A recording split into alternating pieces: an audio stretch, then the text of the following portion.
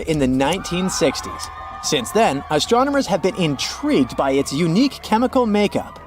The star is suspected to contain ultra-rare elements, verging on the almost impossible. Using special equipment on the European Southern Observatory's telescope in Chile, researchers took readings of the star's magnetic field. They discovered that the star's rotation period, which is the time it takes to finish one revolution on its axis, stretches out over almost 200 years, which is super slow. Of course, there are even more bizarre objects called apstars. They're a chemically interesting category of stars that rotate extremely slowly, with one rotation taking up to 1,000 years. What makes these stars even more peculiar is a wide range of chemical elements astronomers detect when analyzing their stellar spectrums. But if we look at Chabilski's star, we'll see that it's both similar to and different from other apstars. It contains unusually low amounts of iron and nickel. Our Sun has 10 times more and incredibly high amounts of rare, heavy elements. Those might include strontium, cesium, and neodymium, as well as at least 2 undiscovered elements. They wouldn't occur through any natural processes we currently understand. There's a hypothesis that the presence of such heavy elements could be caused by a star's unseen companion, like a neutron star.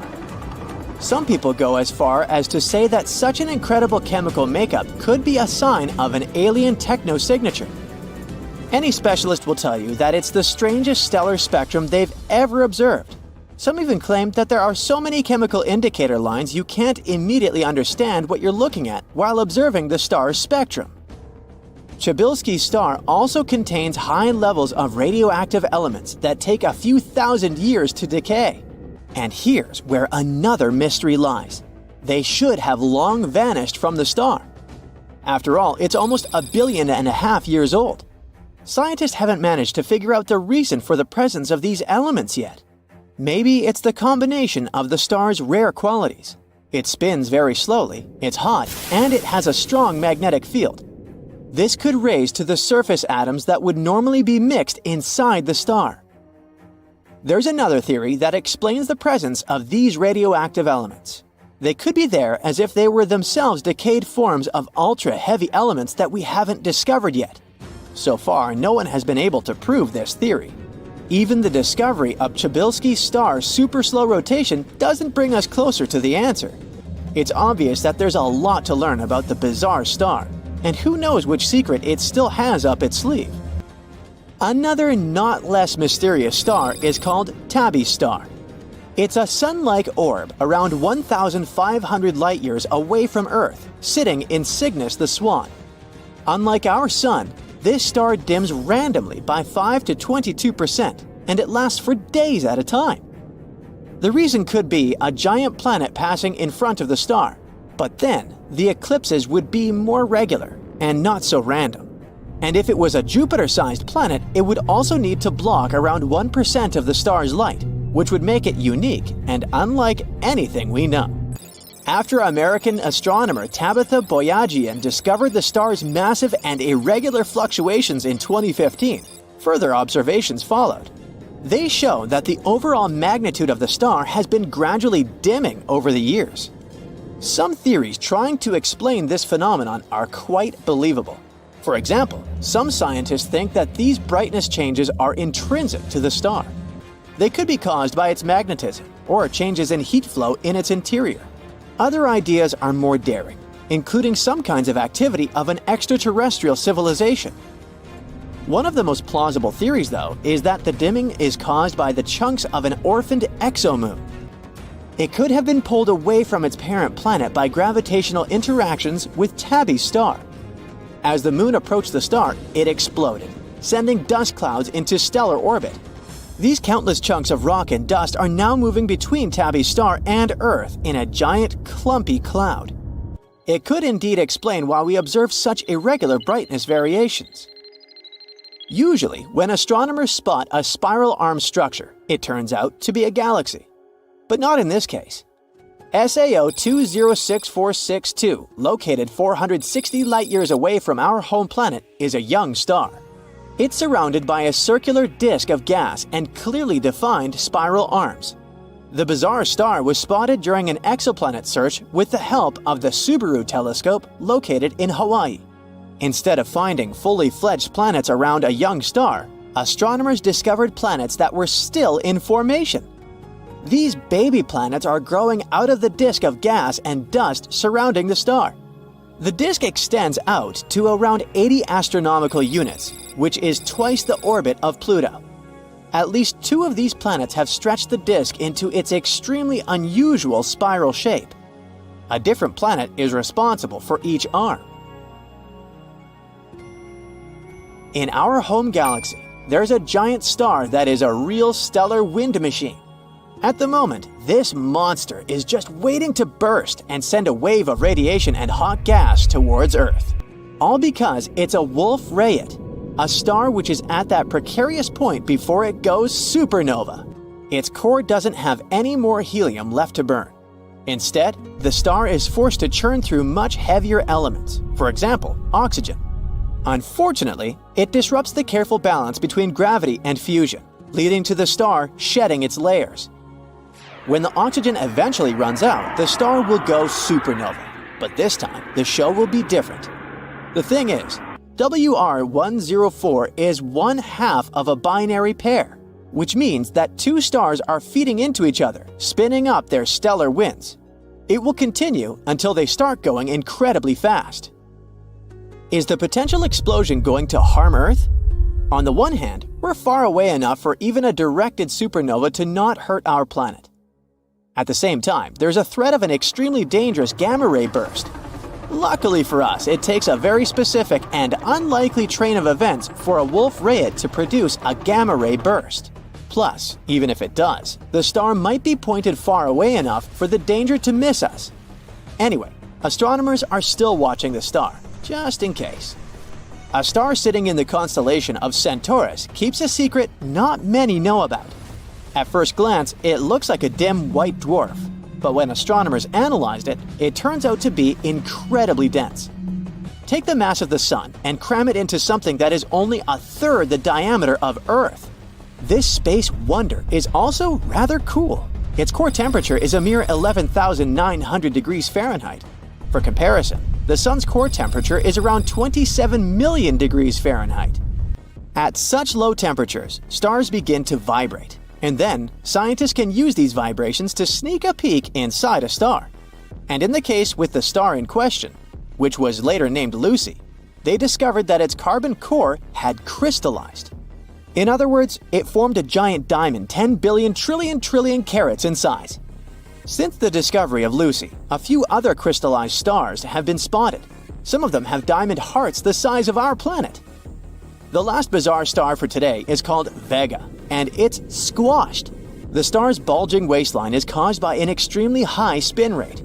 Vega rotates once every 12.5 hours. This pushes the material around its equator outward. It also leads to the phenomenon known as gravity darkening, when stellar material further from the center of the star experiences less gravity, which makes it cooler and darker. So when Vega faces Earth pole end on, it looks perfectly round. But the dark halo around its middle is a telltale sign of Vega's oblate shape. Oh, fasten your seatbelts. We're setting course for the most bizarre places in our universe, and you'll see the most mysterious phenomena few people have ever seen before. Recently, astronomers have discovered that the supermassive black hole at the center of our home Milky Way galaxy might be leaking. Why is it a significant change? Because it might mean that this black hole, called Sagittarius A star, whose mass is 4.1 million times the mass of our Sun, isn't a sleeping giant as previously thought. It might still be active, and the leakage, recorded by scientists, may be the hole hiccuping while swallowing clouds of gas. Hey, I've been known to do that from time to time. During the research, the team of astronomers used the Hubble Space Telescope. It helped them spot a jet that looked like a blowtorch. It was pushing into clouds of hydrogen at the center of our galaxy. The jet seemed to spew gas like a hose directed into a pile of sand. This often occurs around other active black holes surrounded by the material drawn to them by their immense gravitational pull. Some of this material gets pulled into the black hole, but a small part of it gets swept outward by powerful magnetic fields. The research suggests that when a giant gas cloud gets too close to our supermassive black hole, it gets swallowed, and then the hole belches small jets of matter. Fermi bubbles might be the result of the belches that occurred around 2 to 4 million years ago. But recently, scientists have found another giant glowing bubble of hot gas. It aligned with the jet stretching for 35 light-years or more from the supermassive black hole. Astronomers suspect that the jet could have plowed into this bubble of gas and inflated it. Now, let's visit some other breathtaking places in our universe. But be careful, some of them are extremely dangerous. Like this rotating neutron star called the Black Widow pulsar. Just like its spider namesake, it's munching on its partner, a lightweight brown dwarf star. The more material this pulsar consumes, the more slowly it spins. The energy the neutron star is losing in the process causes the companion star to dwindle. If it does exist, nuclear pasta is the strongest material in the entire universe. Formed from the leftovers of extinguished stars, this substance gets squeezed into spaghetti-like tangles of material. It can break, but only if you apply 10 billion times the pressure needed to shatter steel.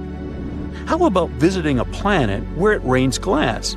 Nah, I'd rather not. You see, this bright blue exoplanet looks peaceful and slightly familiar. Don't you think it slightly resembles Earth? But this pretty appearance hides the planet's terrifying nature. The winds blow at 5,400 miles per hour on its surface. That's 7 times the speed of sound. But that's not the worst. It rains glass sideways in this scorching hot alien world. Solar tsunamis are a solar phenomenon dubbed Terminator events. These tsunamis take place at the sun's equator. Disastrous magnetic field collisions seem to cause ginormous twin tsunamis of plasma. These tsunamis tear across the star's surface, moving at a speed of 1,000 feet per second. They can last for weeks at a time and happen every decade or so. Now look at this space body. Its nickname is Electric Hyperion. This Saturn's moon is one of the most bizarre-looking moons in the solar system, but its appearance isn't the strangest thing about it. This pumice stone-like rock, pockmarked with countless craters, is also charged with static electricity, and it's flowing out into space. Look at this, a rogue planet with auroras. Lost in space and drifting through galaxies, rogue planets were once flung away from their parent stars.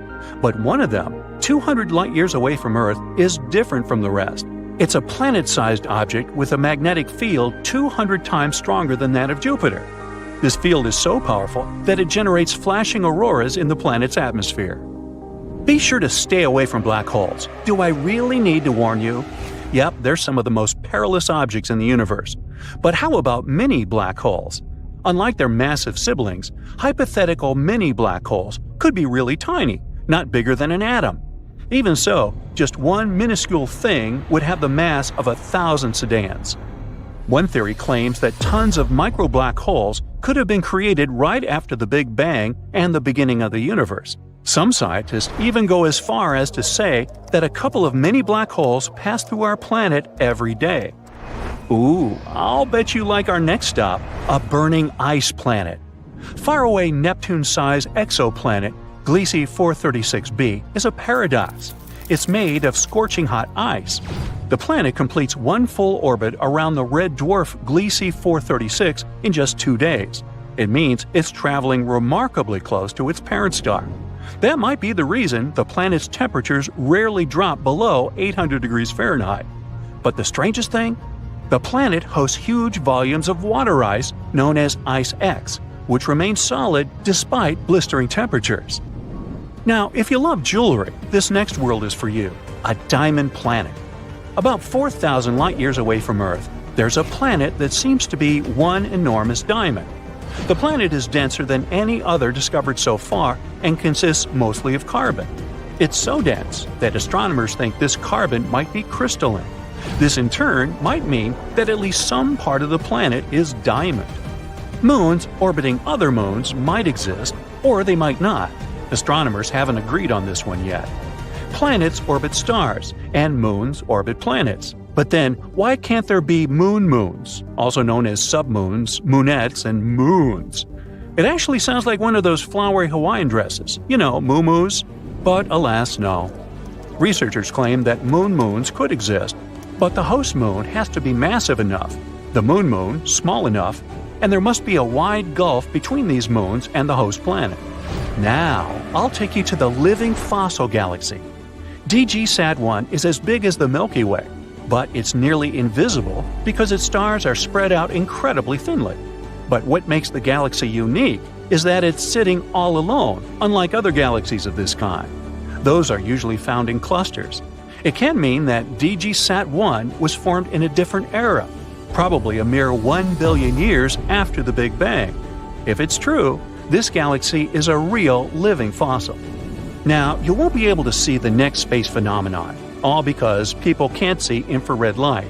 And the phenomenon I'm talking about is an infrared stream from space. Ooh.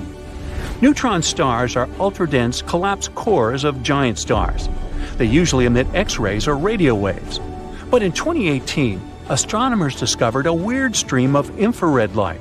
It seemed to be coming from a neutron star 800 light-years away from our planet. This signal was probably generated by a disk of dust surrounding the star, but this theory hasn't been proven yet.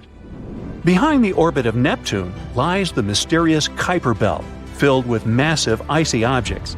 The most curious thing about this space formation, though, is that scientists fail to explain the pattern of its movement. The only explanation they have is that Neptune might be hiding from our sight a ginormous planet. This hypothetical planet has already got the name Planet 9, and all we have to do is wait until its existence is confirmed, or not. Let's visit our star, but we need to be careful not to come too close, because the Sun's atmosphere is hotter than the surface of the star. While on the surface, the temperature reaches 10,000 degrees Fahrenheit, the upper atmosphere heats up to millions of degrees. Scientists suspect that explosive bursts of heat from the Sun may have something to do with this unique phenomenon. Now, this space object is also worth visiting. Haumea, a dwarf planet orbiting in the Kuiper Belt, has a bizarre elongated shape and 2 moons. The day on this planet lasts 4 hours, making it the fastest spinning big object in our solar system. But the most mysterious thing about Haumea is that the planet has a thin 40-mile wide ring circling it. Ring-a-ding-ding.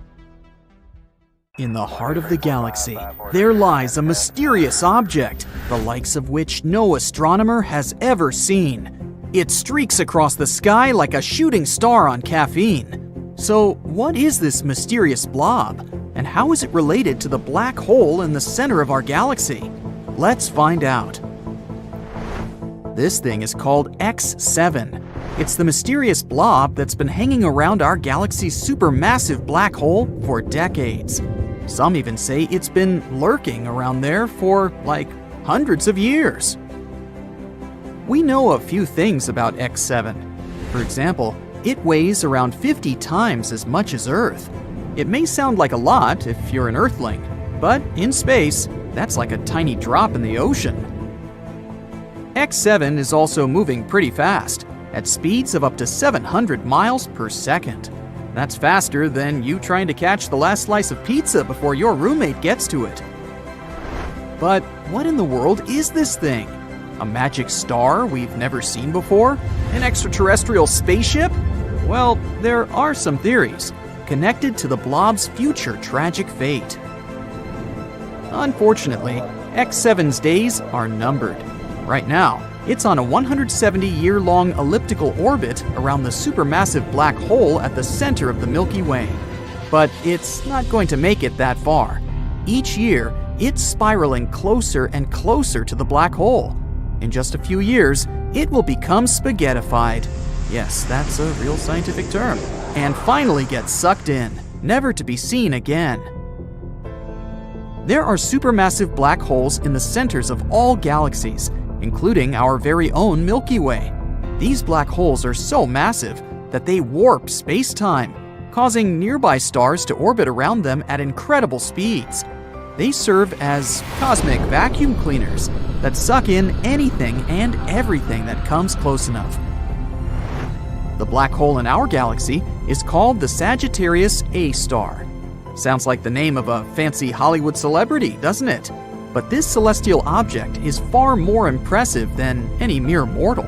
It's about 4 million times more massive than our sun. which means it could probably eat our entire solar system for breakfast. But don't worry, these black holes may seem really scary, but in reality, they're too small to compete with an entire galaxy. They'll just suck in a couple of the nearest stars, and that's all. Also, Sagittarius A star doesn't seem to have a very good appetite. It's been observed to be pretty quiet lately, which is good news for us. But even if it were super greedy, it wouldn't pose any threat to us. This black hole is over 26,000 light years away. From Earth, we can see it in the Sagittarius constellation. In 2022, the Event Horizon Telescope collaboration released the first ever image of Sagittarius A star. It took years of collaboration and technology to capture this stunning image. And this is our second photo of a black hole in history. The first one was released in 2019, and it showed the supermassive black hole called M87 star. Yes, they both have star in their names. Don't try to make it make sense. Anyway, you may remember this photo as the first ever image of a black hole ever. It went crazy viral across the internet. And this black hole, M87 star, located in the Messier 87 galaxy, is way scarier than Sagittarius A star. You thought 4 million solar masses is impressive? Then how about 2.5 billion solar masses? M87 is a real monster. It's also known for its powerful jets of plasma, which are so energetic that they extend thousands of light years from the black hole's center. If M87 were a superhero, it would be Iron Man, with his repulsor beams on full blast. Now technically, you can't take a photo of a black hole itself, since it's, well, black. No light can escape its grasp. But the glowing orange ring in this photo shows the matter surrounding Sagittarius A star. It's called the accretion disk, a swirling disk of hot gas that spirals the center, heating up to millions of degrees in the process. It's like a giant fiery vortex, but with no escape. And the shadow in the center indicates the black hole itself. Inside that shadow, there's an event horizon. The event horizon is the boundary around the black hole, beyond which nothing, not even light, can escape its gravitational pull. It's the point of no return, where the gravitational force is so strong that even the fastest object in the universe, light, can't escape. Once you cross the event horizon, you're doomed to fall toward the center of the black hole, where the laws of physics as we know them break down. And this is exactly the fate that awaits our unfortunate X7. Right now, the pure blob is getting stretched and yanked by powerful tidal forces. By the way, before it meets its untimely demise, X7 is expected to put on a bit of a show. Its closest approach to the black hole, called periastron, is projected to happen in 2036. And when it finally gets torn apart by the Sagittarius A star's gravitational forces, there may be some cool fireworks to see. But this is not the most important thing. The funny part is, X7's future end may help us finally understand what the heck even is this thing. A team of scientists have been studying how a strange blob orbits the black hole. And that's when they discovered that X7 has stretched to almost twice its initial length. And what does that mean? Well, it suggests that X7 is most likely made of debris ejected during a recent collision between two stars. Yep, you heard that right, a space car crash. Imagine this. Two stars fall in love and start circling each other for many years. After that, they finally merge together. At this moment, they eject tons of gas and dust. And perhaps this cosmic dance created our blob baby, X7. It's basically like the crumbs left on the table after a giant space feast. Something like this is actually pretty common, especially around black holes. It's like a galactic fender bender that sends debris flying everywhere. Actually, the universe is full of mystery blobs. They're called the G objects. No, they're not the G-men from Men in Black, but they're just as mysterious and elusive. These guys have been puzzling astronomers for more than 20 years. They look like gas clouds, but behave like stars. It's like they can't decide whether they want to be a cloud or a star. Come on, guys, make up your mind. G objects stretch out the closest point to the central black hole, but emerge intact, like a rubber band that stretches but doesn't break. Scientists think that they're the stars that have merged together into one. And while doing that, they also produce a huge cloud of gas that hides the result from view. Kinda like when you're wearing a bulky sweater, so that no one knows that you've put on a few extra pounds. And then a study published in 2021 found that one of these objects, G2, was actually a molecular cloud concealing 3 baby stars. Talk about a plot twist. But X7 is the black sheep of the strange blob family. It's significantly different from the G objects, like the weird cousin you see once a year at family gatherings. Its evolution has been more dramatic. Also, it's not being held together by a mass lurking in its center. So what is it being held together by? Pixie dust? Magic? We need answers! That's why scientists believe that X7 isn't a G object itself, but debris left from it. Or maybe not. We have no idea. The possibilities are endless, and that's what makes astronomy so exciting. So let's keep our eyes on the skies and see what other strange objects are out there. Who knows? Maybe we'll discover another mystery blob. And this time, it's going to be a spaceship. Now that would be awesome.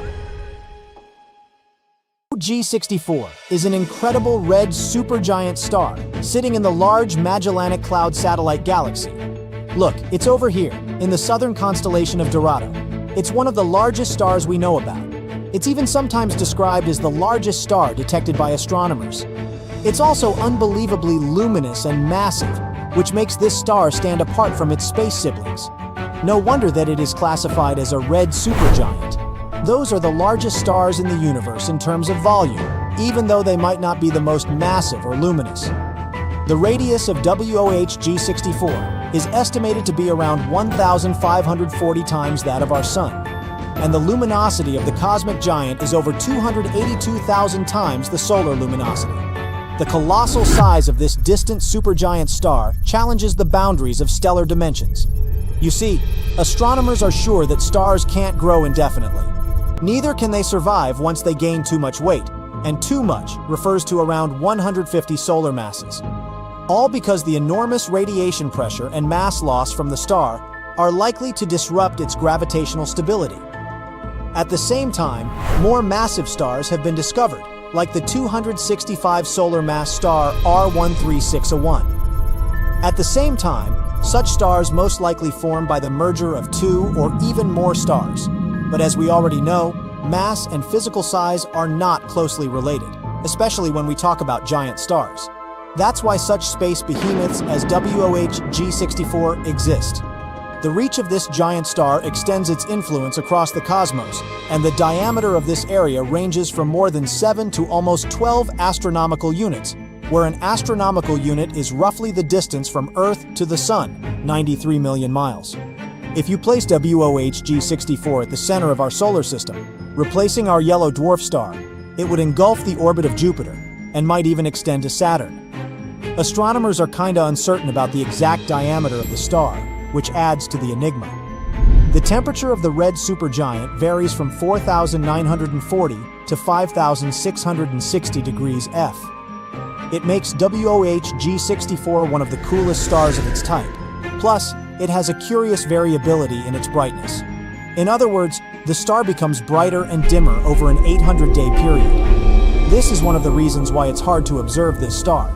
Another reason is a thick dust envelope surrounding it. It's more than 1 light year in diameter.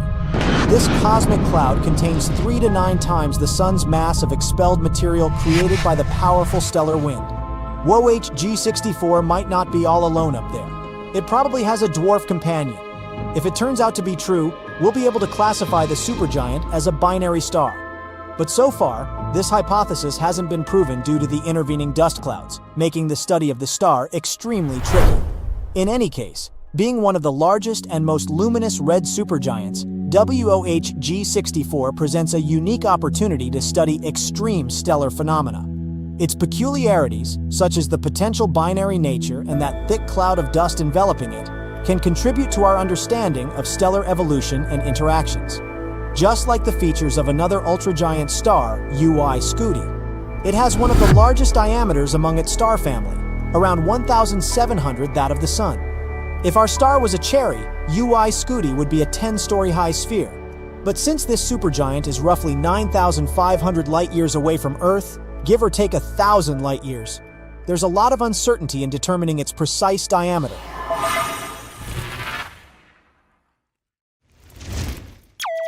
Do me a favor, will ya? Try to imagine the first time you went camping. Maybe you went with your parents. Maybe it happened on a class field trip with your schoolmates. Regardless, try to picture, or remember, what it felt like as the day was coming to an end. The sun has set, but there's still some light outside. Let's say you were lying down, trying to rest for a bit. What's the first thing you remember seeing when looking up?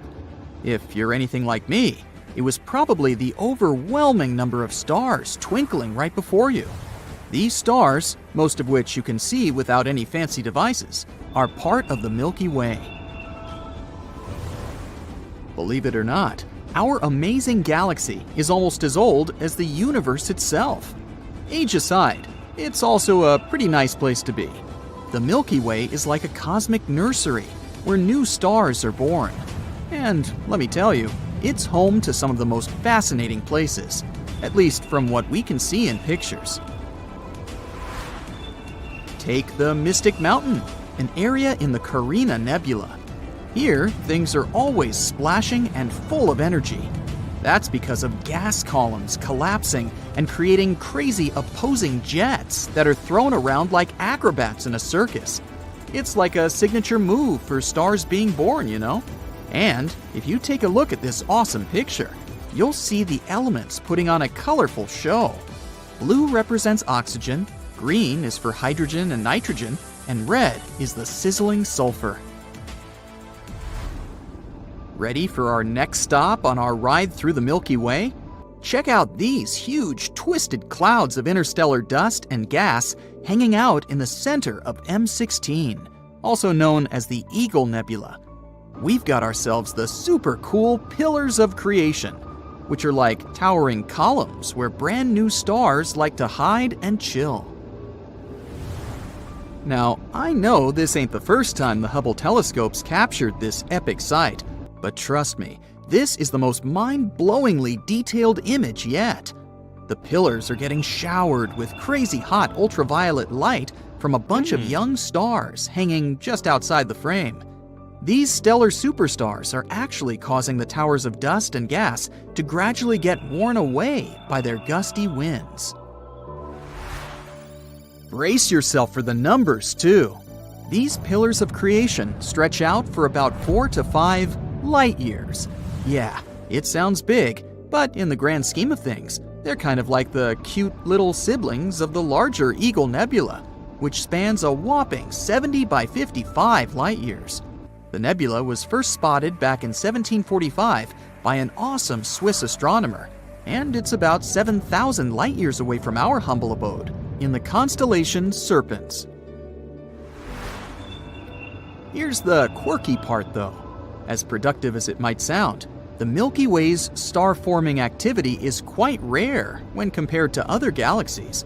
Astronomers have noticed that the pace at which stars are being born is actually dropping, and they're itching to figure out why. But before we can dive into this weird phenomenon, let's look at how stars come into existence in the first place. It's hard for us to know for sure from down here. What we can gather about a star's life cycle comes from looking at those within our local Milky Way.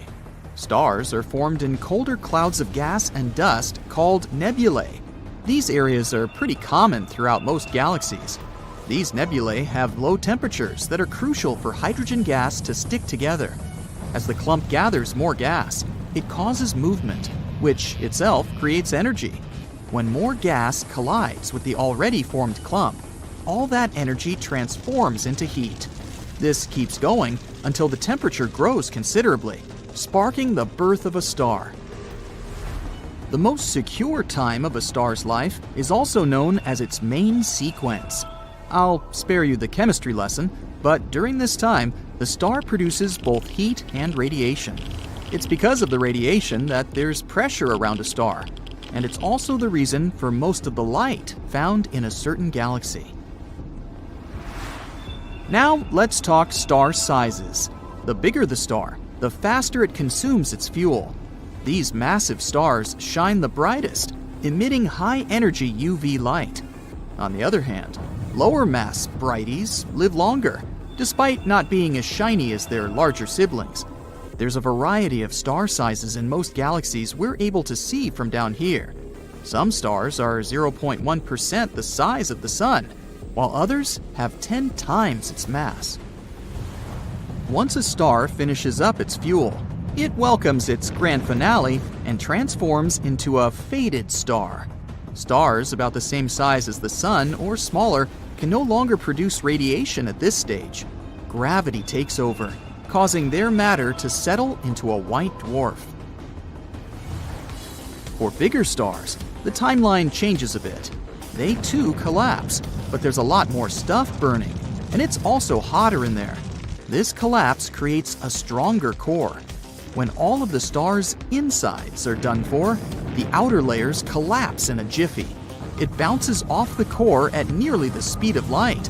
It's an impressive, explosive event called a supernova. The blown-out material becomes the basis for future stars. It also leaves behind a black hole.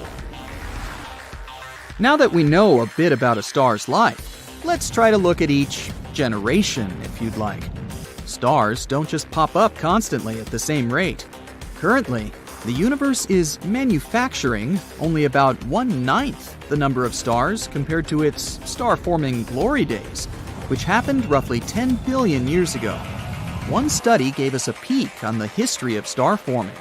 In writing it, 2 scientists teamed up to gather a ton of data about galaxies. They sorted these galaxies based on how far away they were. By doing this, they could track how the brightness of galaxies has changed over the universe's lifetime. Since stars give off most of a galaxy's light, they could use that brightness to figure out how many stars were forming, using some fancy math. Their findings confirmed that star formation was pretty wimpy when the universe was young. But as gas started to gather in galaxies, boom! Star formation skyrocketed until about 10 to 11 billion years ago, when it hit its peak. After that, star formation took a nosedive. In today's observable universe, it's dropped a lot. That means around 50% of the stars we see today were born in the first 5 billion years post-Big Bang. A mere quarter formed in the last 6 billion years. So what's causing this cosmic shift? Well, scientists think it's all about that cold gas that stars need when they're born. When galaxies form, the gas gets concentrated inside, leading to a star formation extravaganza.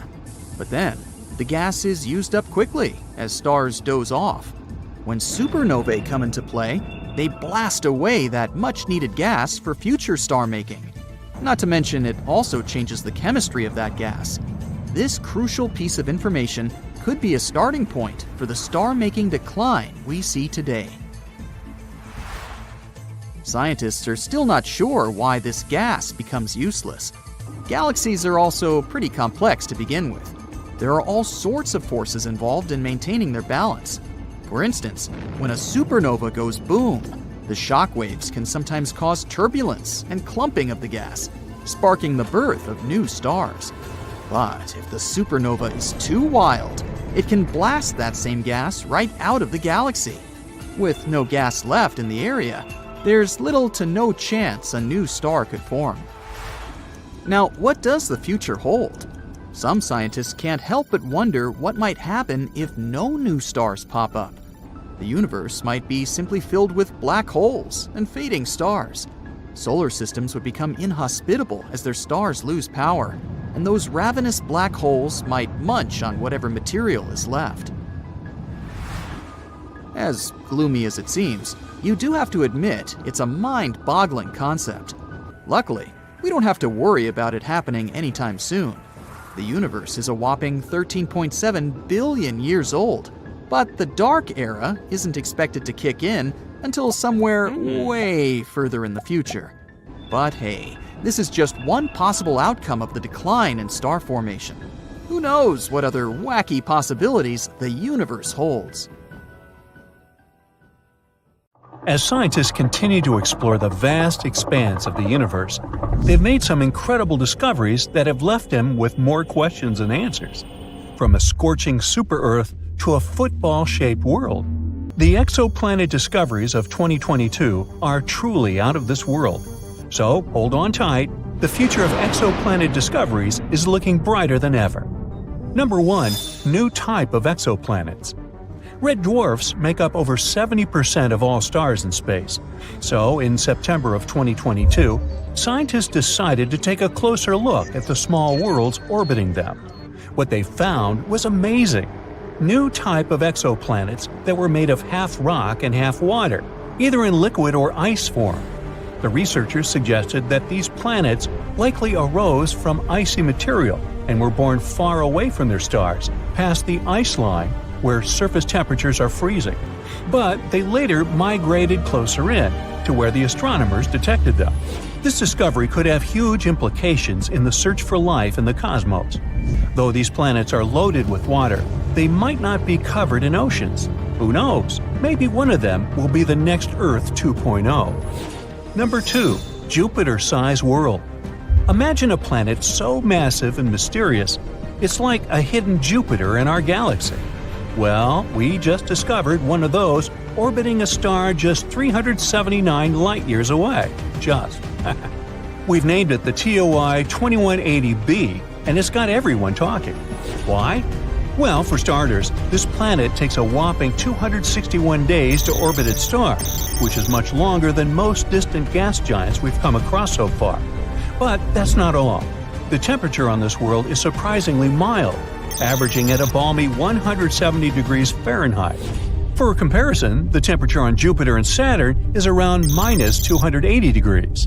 It's like a bridge between the giant exoplanets we've found and our Jupiter. But the question remains, how did this planet get to be so different? Scientists are still trying to figure that out. Let's hope that we get some answers soon. Number 3. The Hulk planet. This world is a place where the surface is covered in molten magma, and the year lasts just half a day. Welcome to TOI 1075b, an exoplanet that's been dubbed the planet Hulk by scientists. Located 200 light-years away, this super-Earth is one of the most massive ever discovered. Its proximity to its parent star causes its surface to reach scorching temperatures of 1922 degrees. It's so hot that any form of water would evaporate instantly, and the air would be filled with vaporized rock. But it's not just the heat that's impressive, it's also its size. TOI 1075b is nearly 10 times the mass of Earth, making it one of the most massive super-Earths ever discovered. But the mystery doesn't stop there. The planet's orbit takes just 14.5 hours, making it one of the shortest orbital periods ever recorded for a planet of its size. What an exciting addition to our catalog! Number 4. 3 doomed planets. Astronomers made a shocking discovery of 3 planets that are circling in a dangerous dance next to the slowly fading stars. Just a decade ago, scientists never even imagined such planets could exist. These gas giant planets, similar in size to Jupiter, orbit way too close to their slowly fading stars. They're basically walking on the edge. Take one of them, for example, dubbed TOI 2337b. Its orbit will likely send it hurtling straight into the fiery arms of its host star in less than 1 million years. Well, I won't be around then. As these stars enter their final days, they're pulling in nearby planets like a black hole, altering their orbits and potentially causing catastrophic collisions. And as these planets get closer to their stars, their atmospheres heat up and swell, leading to some mind-boggling differences in density. But despite the doom and gloom, studying these worlds could give us valuable insights into the evolution of our own solar system. Number 5. Planet with a barium's atmosphere. These are two hot blazing planets, each with an atmosphere made of the heaviest element ever found in an exoplanet, barium. These planets, known as WASP 76b and WASP 121b, are ultra-hot gas giants called super-Jupiters that orbit incredibly close to their stars. These planets are basically like giant balls of fire, with one side facing the star, cooking at temperatures hot enough to vaporize iron and other metals. But as the hot iron vapor is blown into the planet's cooler night side, it turns into liquid and falls as iron rain. And these planets held a special surprise for us. Barium is a heavy metal, about 2.5 times as heavy as iron. And yet, scientists were able to detect it in the upper layers of these planets' atmospheres. This is truly a mystery and a puzzle we're still trying to solve. Imagine landing on a planet like this and looking at this rain of iron and the heavy barium in its skies. That would be awesomely horrifying. Number 6. The football planet. Get ready to have your mind blown, space enthusiasts, because we've just discovered the ultimate football-shaped planet, and it's unlike anything we've ever seen before. Meet WASP 103b, the ultra-hot exoplanet that's more than 1,000 light-years away from Earth. This gas giant is so close to its parent star that its shape is being stretched by the intense gravitational forces. But this isn't just a fun shapeshifter. It's also a valuable scientific discovery. By studying the planet's passes across its star, we were able to measure its deformation for the first time ever.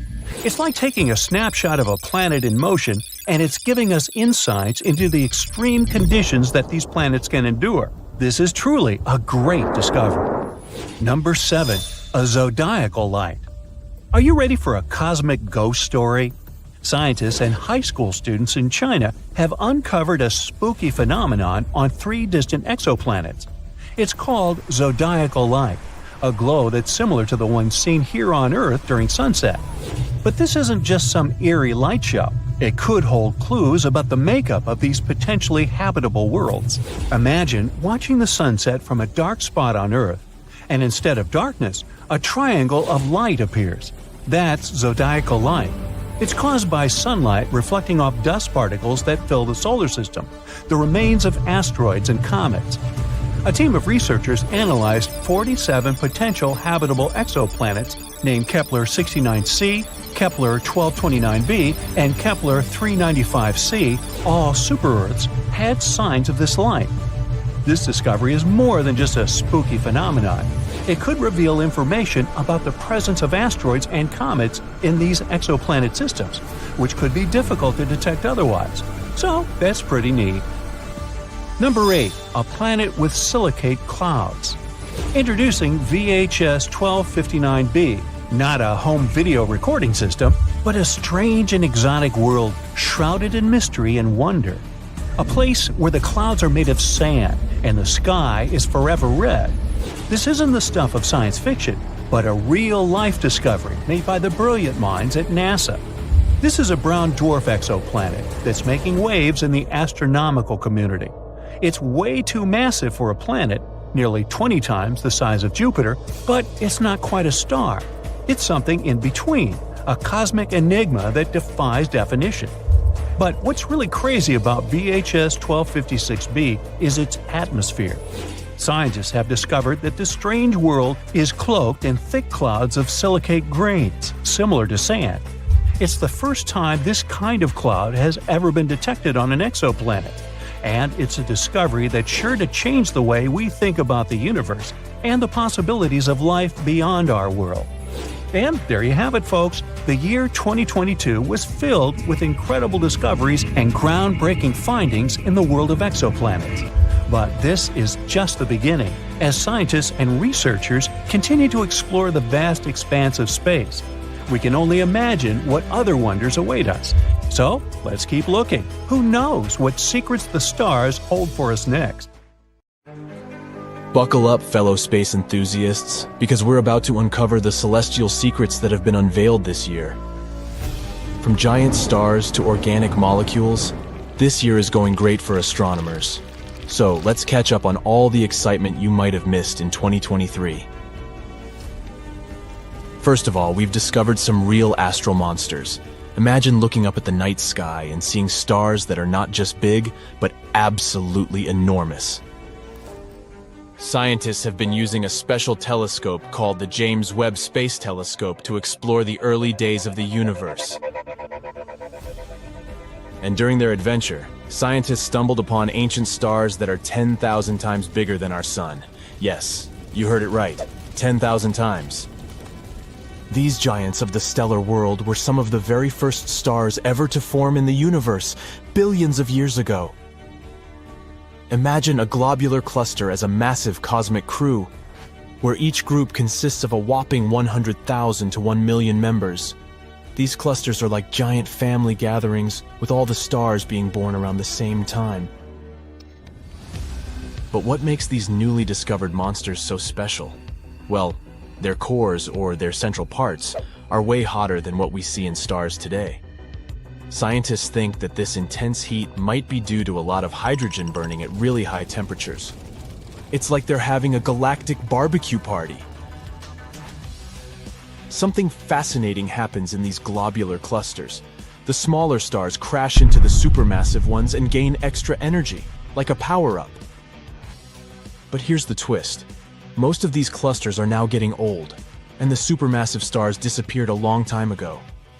We can only see hints of their existence in the clusters we observe today. Scientists study them by just the mysterious traces of their grand presence. The discovery of these monster stars is incredibly important for our understanding of the universe. If scientists can gather more evidence to confirm their existence, it would be a major breakthrough. It would help us learn more about globular clusters and how supermassive stars form in general. But that was only the first fascinating discovery of 2023. Although the next one is kinda sad. You know those beautiful rings that make Saturn look so fancy? Well, guess what? They might disappear in the not-so-distant future, astronomically speaking. NASA's Cassini mission, which explored Saturn from 2004 to 2017, gathered some fascinating data about the rings. During Cassini's grand finale, when it did some cool maneuvers between Saturn, scientists noticed something surprising. The rings were losing a lot of mass every second. Tons of it. That means this magnificent halo will only stick around for a few 100 million more years, at most. That may seem like a long time for humans, but in the grand scheme of the universe, it's just a blink of an eye. The important thing is that we've learned that huge rings like Saturn's don't last forever. They eventually fade away. Oh, well, at least you and I personally won't catch this moment. Scientists have a fun theory about what will happen when Saturn's rings disappear. They think that the other ice and gas giants in our solar system, like Uranus and Jupiter, might have once had massive rings too. But over time, those rings wore down and became more like the thin, wispy bands of asteroids like what Uranus has now. Saturn's rings are mostly made of ice, but they also have a sprinkling of rocky dust. This dust comes from asteroids and teeny tiny meteoroids crashing into the celestial objects and breaking apart. It's like a snowstorm of icy particles and space debris. The research also revealed that Saturn's rings appeared long after the planet itself formed. They were still forming when dinosaurs roamed the Earth. So, in terms of astronomical age, they're actually quite young, only a few 100 million years old. This discovery has got scientists all excited because it means something dramatic happened in Saturn's past to create this stunning icy disk. But this is a mystery waiting to be solved. Scientists want to figure out what exactly caused the rings to form and why they have such a breathtaking structure. Let's hope they'll figure it out. But moving on to something more optimistic, we have another exciting space news. Recently, scientists have been studying one of the most distant galaxies in the universe, and they found something amazing. Organic molecules. The galaxy in question has a long name SPT 041847. It's over 12 billion light-years away from our little blue planet. Can you even imagine that distance? It's the farthest galaxy ever known, where complex organic molecules have been found. That's why looking at this galaxy is like looking at something from when the universe was just a baby. We have no idea what this galaxy looks like now.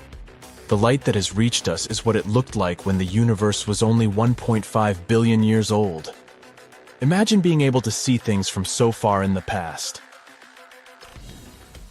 So what they found is something with a very complicated name. A polycyclic aromatic hydrocarbon molecule, or simply PAH molecule. You might be wondering, what in the world is that? Well, guess what? You can actually find these molecules right here on our planet. They can be in things like the smoke from car engines or even forest fires. PAH molecules are made up of chains of carbon atoms. And here's the super cool part. They're considered the basic building blocks for life. Imagine that. Life's building blocks. Those tiny carbon chains being discovered in a galaxy that's so far away. That's like finding a needle in a haystack. They also found out that gas floating around in that galaxy is filled with heavy elements. That's a big deal because it suggests that many stars have come and gone there, creating all these amazing elements. This means that this galaxy can be potentially rich in many other elements too. This discovery opens up a world of possibilities and raises so many exciting questions. How did these molecules form in a galaxy so distant? And since we're looking into the past, what could have happened to these organic molecules during this time? Could they have evolved into life? We're only scratching the surface of the incredible things waiting to be uncovered. By the way, if it's so far, how did scientists even manage to discover something like that? Well, they had the instrument called the James Webb Space Telescope. This fancy telescope was recently launched and has superpowers when it comes to observing the universe. So when the scientists were studying this faraway galaxy, they had a little problem. The light coming from those distant objects was so faint that it was hard to see or detect. But guess what? They had a brilliant idea to solve this. They used something called gravitational lensing, which is like a special power of nature's magnifying glass. Imagine two galaxies lining up perfectly, just like in a photo shoot. The light from the faraway galaxy, the background one, travels towards us. But on its journey, it passes through the foreground galaxy, which is like a giant space lens. And guess what? The foreground galaxy's gravity bends the light, just like a magnifying glass, making it bigger and brighter. It's like having a cosmic zoom lens for our telescopes. This bending of light creates a super cool shape called an Einstein ring. It's like a halo, or a ring of light surrounding the foreground galaxy, basically a nature's way of showing off its magical powers.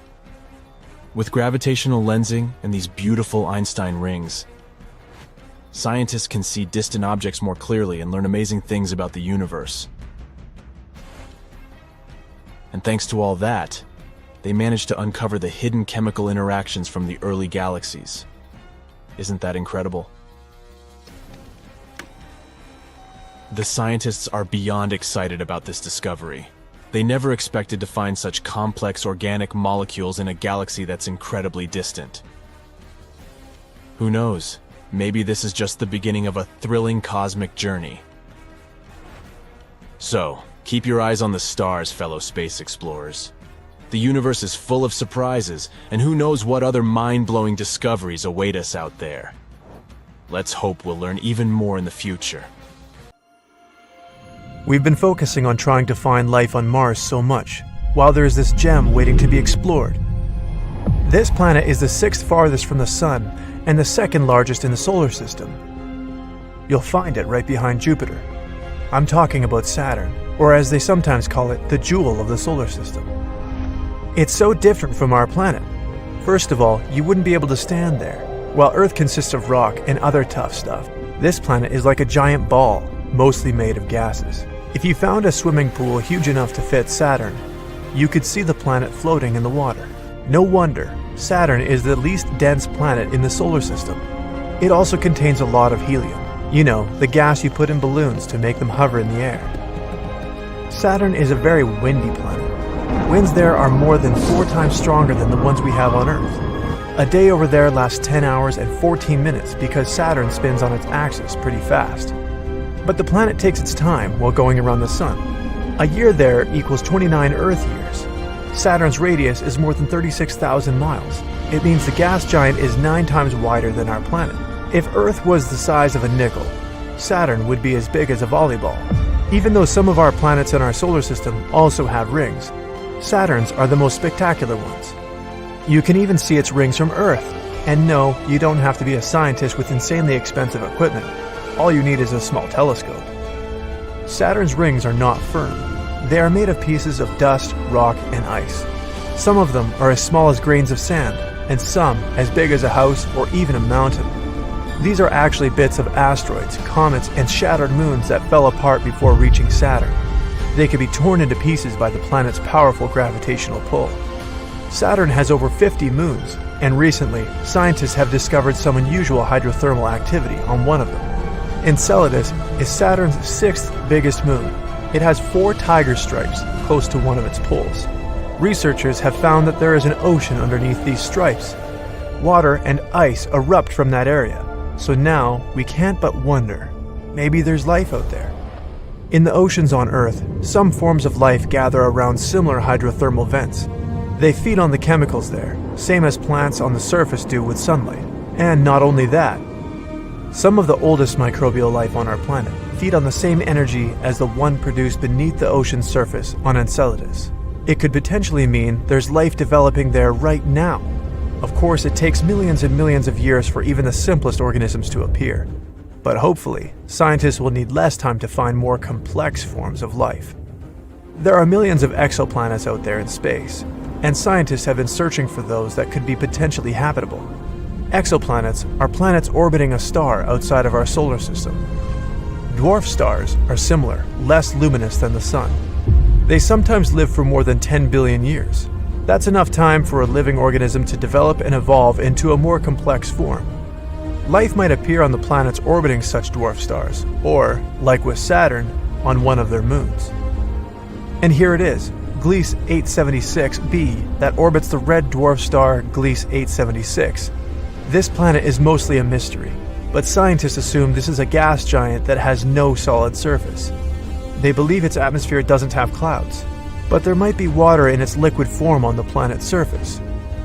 T Gardens b orbits a red dwarf that's around 12 light-years away from our solar system. The planet's mass is just a bit higher than that of Earth. Scientists think it may have a rocky surface. The planet needs around 5 days to complete its orbit. It means that 1 year on T Gardens b is actually shorter than 1 week on Earth. Somewhere far, far away, there's another potentially habitable planet named Kepler 1638b.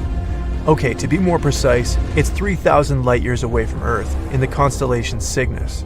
This planet is 4 times as heavy as Earth and twice as wide. It needs almost 260 days to complete 1 orbit around its star.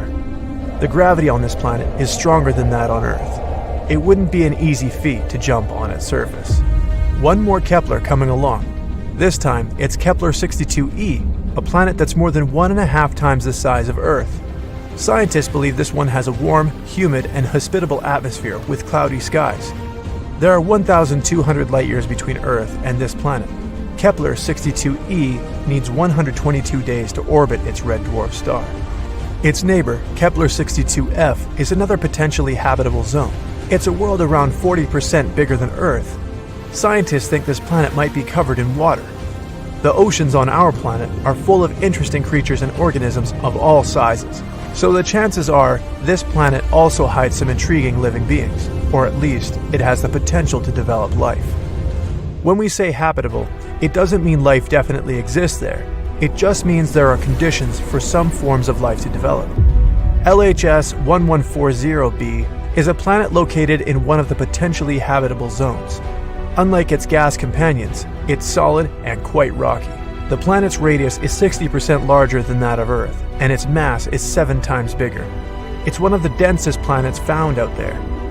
Since the planet has a big mass, an atmosphere there must be rather thick. Plus, gravity on its surface is much stronger than here on Earth. That's why you would likely have problems just standing on that planet. Hello and greetings from TRAPPIST-1, an ultra-cool dwarf in the constellation Aquarius. It's around 39 light-years away from us. 7 Earth-sized rocky planets are orbiting in the star's habitable zone.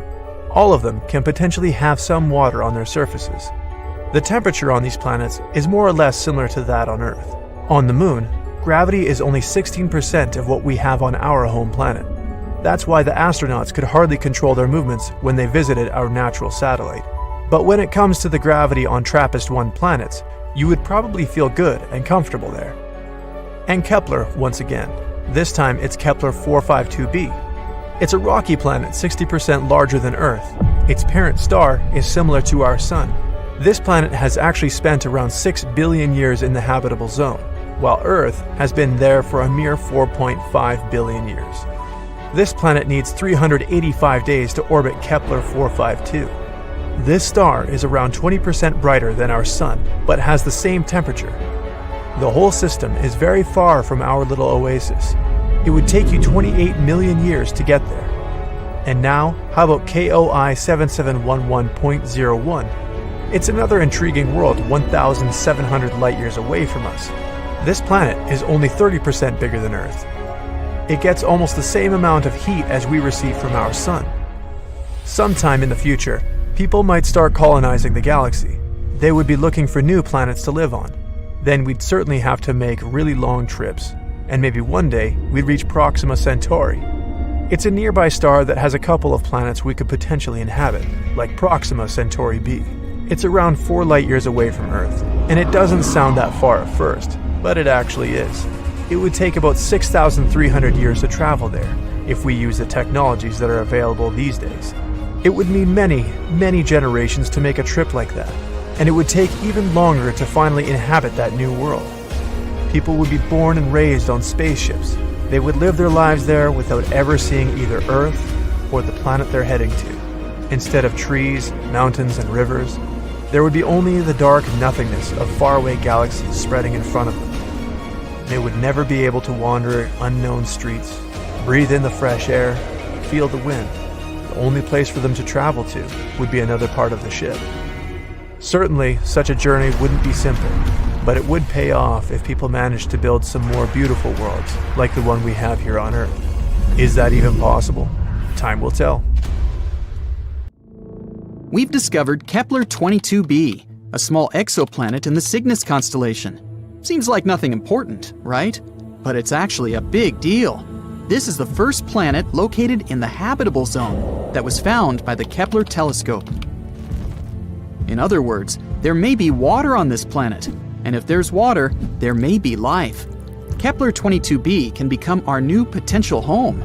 So let's take a closer look at it. Actually, discovering new planets is not easy at all. Not all of them can be seen through our super cool telescopes, even the almighty Hubble. Sometimes, the stars are so small and dim that it's really hard to find them on a map. The same thing happened with Kepler 22. In such cases, scientists have to use a special method.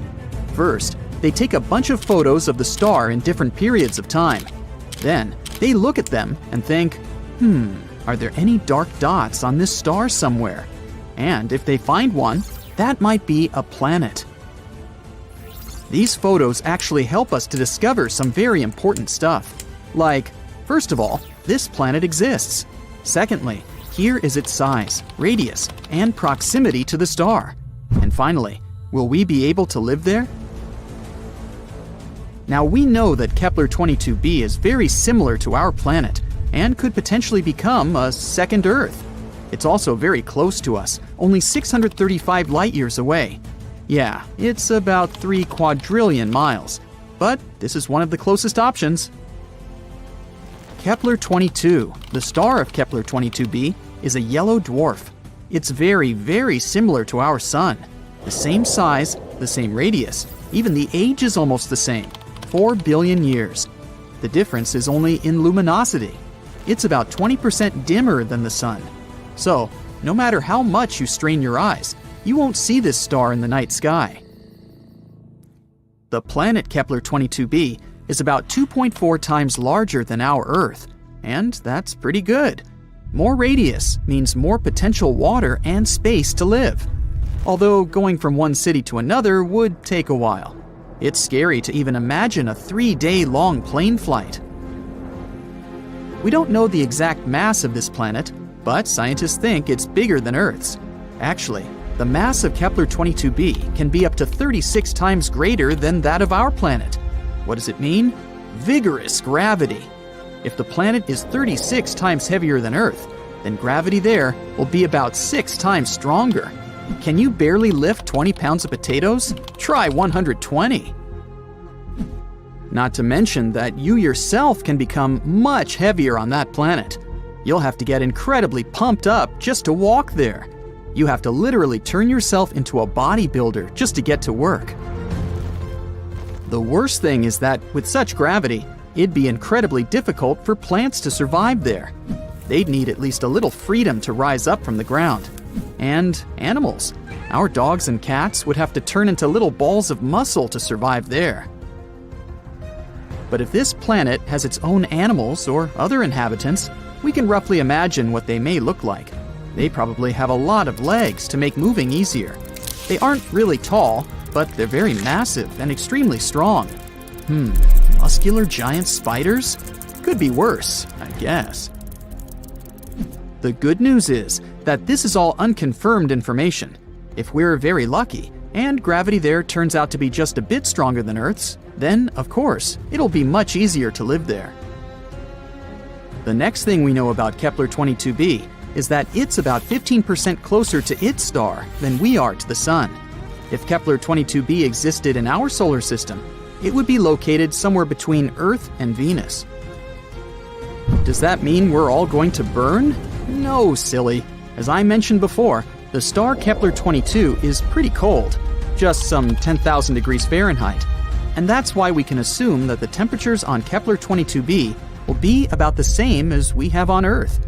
If the planet orbits its star the same way Earth orbits the Sun, which we don't actually know, Kepler-22b can rotate around its star on its side, like, for example, Uranus. What? Didn't you know Uranus is actually lying on its side? Also, look at its rings.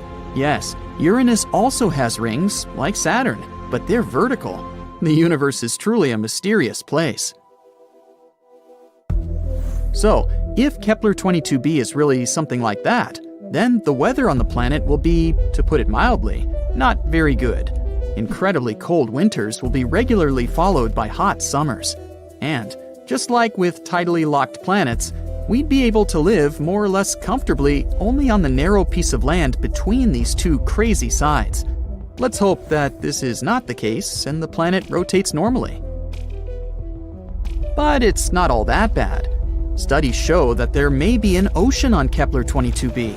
You already know that water means life, but in this case, it's also a big plus because a planet covered by an ocean always has more stable temperatures. The water absorbs some of the heat and distributes it evenly across the planet. The hot parts cool down, and the icy ones warm up. By the way, that's exactly what happened to Earth billions of years ago. When our planet started getting its first little puddles, our beloved moon helped these puddles to spread all over the planet. Thanks to this, a burning horror that used to be our Earth turned into a cute little ball full of life. So, if Kepler-22b has water but no atmosphere, scientists think that the average temperature there could be around 12 degrees Fahrenheit.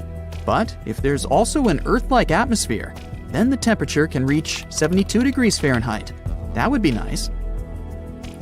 And finally, 1 year there is equal to 290 Earth days, about 9 months. The planet has no natural satellites, so unfortunately, we'd have to say goodbye to a beautiful view of the moon. On the bright side, we'd probably be able to see the sun as a distant little star. We could admire it in the night sky, remembering our home, while not hiding from giant spiders. And this is all that we know at the moment. Unfortunately, it's quite difficult to explore such planets, so there's a lot of very important data that we don't know. For example, what kind of planet is this anyway? Yep, we're missing the most important information about Kepler-22b. We don't know if it's a rocky planet or not. And if not, then all the previously mentioned information means nothing. It may turn out to be a gas planet, or a planet covered with gas but with a solid core, like Neptune, or a water world covered with a giant ocean. In this case, it better be a water planet. Then at least we could build some kind of underwater city there. We could filter the water and eat fish, until we evolve into an amphibious species. Does it even count as evolution if we go back to our roots? Scientists, however, think that Kepler 22b may turn out to be a Neptune-like planet. Some astronomers have even assigned the planet to a category of mini-Neptunes. Yes, this is a real planetary category. But this hasn't been proven yet. But even if, fortunately for us, Kepler 22b turns out to be a rocky planet, we still don't know what the atmosphere is like there. Does it exist at all? What if it turns out to be something like the atmosphere of Venus, which is more toxic than your ex? Then we'd have to dig deep underground to somehow survive on this planet. And then we'd have to come up with a heat source, because it's pretty cold underground. Yeah, let's hope this won't be the case. There are many possibilities with Kepler 22b. So far, we don't have a clear answer. But let's hope that scientists will find it before we load the first people into shuttles and send them to conquer Kepler 22b. That would be awkward if it turns out to be a gas planet, or something like that. Saturn's iconic rings will disappear in less than 2 years. Soon, we won't be able to see Jupiter's Great Red Spot. Pluto's atmosphere might vanish any day now. Even the universe itself could be slowly evaporating right at this moment. But let me start from the very beginning. Saturn's rings won't vanish forever, at least in the near future, but they will seemingly disappear from view. This phenomenon is caused by the planet's tilt as it orbits the Sun. As a result, the eye-catching rings adorning the gas giant will get invisible to stargazers in 2025. This outrageous disappearance occurs because Saturn's thin rings turn edge-on. It's like holding a sheet of paper horizontally at eye level parallel to the ground so that only the edge of the paper can be seen. Something similar happens to the gas giant's rings. As the seasons on the planet progress, instead of the southern side of the rings tilted our way, we start seeing the northern side. But then the planet tilts again, revealing the southern side once again. Such a ring plane crossing happens every 15 years when our planet passes through the gas giant's ring plane. The last time this phenomenon occurred was in 2009. Afterward, the rings gradually became visible again over the course of several months. This time, the rings will be on edge in March 2025. Then they will slowly come back into view and disappear again in November of the same year. Soon after that, the rings will reappear, first becoming visible to the largest telescopes, later for everyone else to see. At the same time, further into the future, the rings might cease to exist for good. Astronomers have concluded that Saturn's rings, which mostly consist of ice and rocky dust from smashed asteroids, are younger than we thought. They're losing tons and tons of mass per second all the time, and it's likely to be a few 100 million years at most before they vanish completely. Let's move to the Great Red Spot on Jupiter. This immense raging storm might stop spinning in the next 20 years. The storm in question is larger than our planet. It was first spotted in 1830, but observations from the 1600s mentioned the presence of a giant spot on Jupiter too. If it was the same Great Red Spot, then we can say that the storm has been raging for centuries. The storm's vortex has remained so powerful thanks to Jupiter's 300 to 400 mile-per-hour jet streams. But like any other storm, the Great Red can't keep raging forever. It's been shrinking for a long time. In a decade or two, it's predicted to turn into GRC, the Great Red Circle, and who knows, maybe it will later turn into the GRM, the Great Red Memory. In the late 1800s, the storm was more than 35,000 miles across, 4 times the diameter of Earth. But when Voyager 2 flew past Jupiter in 1979, the storm had already shrunk almost twice its original size, and this shrinking is still happening. In 2017, the GRS spanned the width of a bit more than 10,150 miles, less than 1.3 times the diameter of Earth. Moving on, Pluto's atmosphere is going through a weird transformation. This icy dwarf planet, sitting over 3 billion miles away from Earth in the region of the Kuiper Belt, drew astronomers' attention in 2018 when it passed in front of a star. With such a powerful source of light illuminating Pluto, researchers managed to examine the dwarf planet and its atmosphere. They came to a shocking conclusion that Pluto's atmosphere is refreezing back onto its surface as the dwarf planet gets colder and colder. Astronomers used several telescopes in different spots in the USA and Mexico to observe Pluto and its thin atmosphere, which is mainly made of nitrogen. This atmosphere is supported by the vapor pressure of ice on the surface of the dwarf planet. For around 25 years, Pluto has been moving further away from the Sun, and its surface temperature has been gradually going down. Pluto is really far from our star at the moment, but at one point it will start getting closer in other regions of its incredibly huge orbit. Besides Jupiter's Great Red Spot, Saturn's rings, and Pluto's atmosphere, we're also losing stars. But stars don't vanish, right? For thousands of years, scientists believed that lights in the sky were fixed and unchanging. Even after they realized those lights were physical objects, just like the Sun, they were still sure that stars went through major changes extremely slowly, on timescales of millions and billions of years. In reality, though, the most massive stars, which can be hundreds of times heavier than the Sun, can go through sudden catastrophic events. For example, once they reach the ends of their lives, they pass away in blinding explosions of supernovae, shining for months on end and visible across hundreds of millions of light years.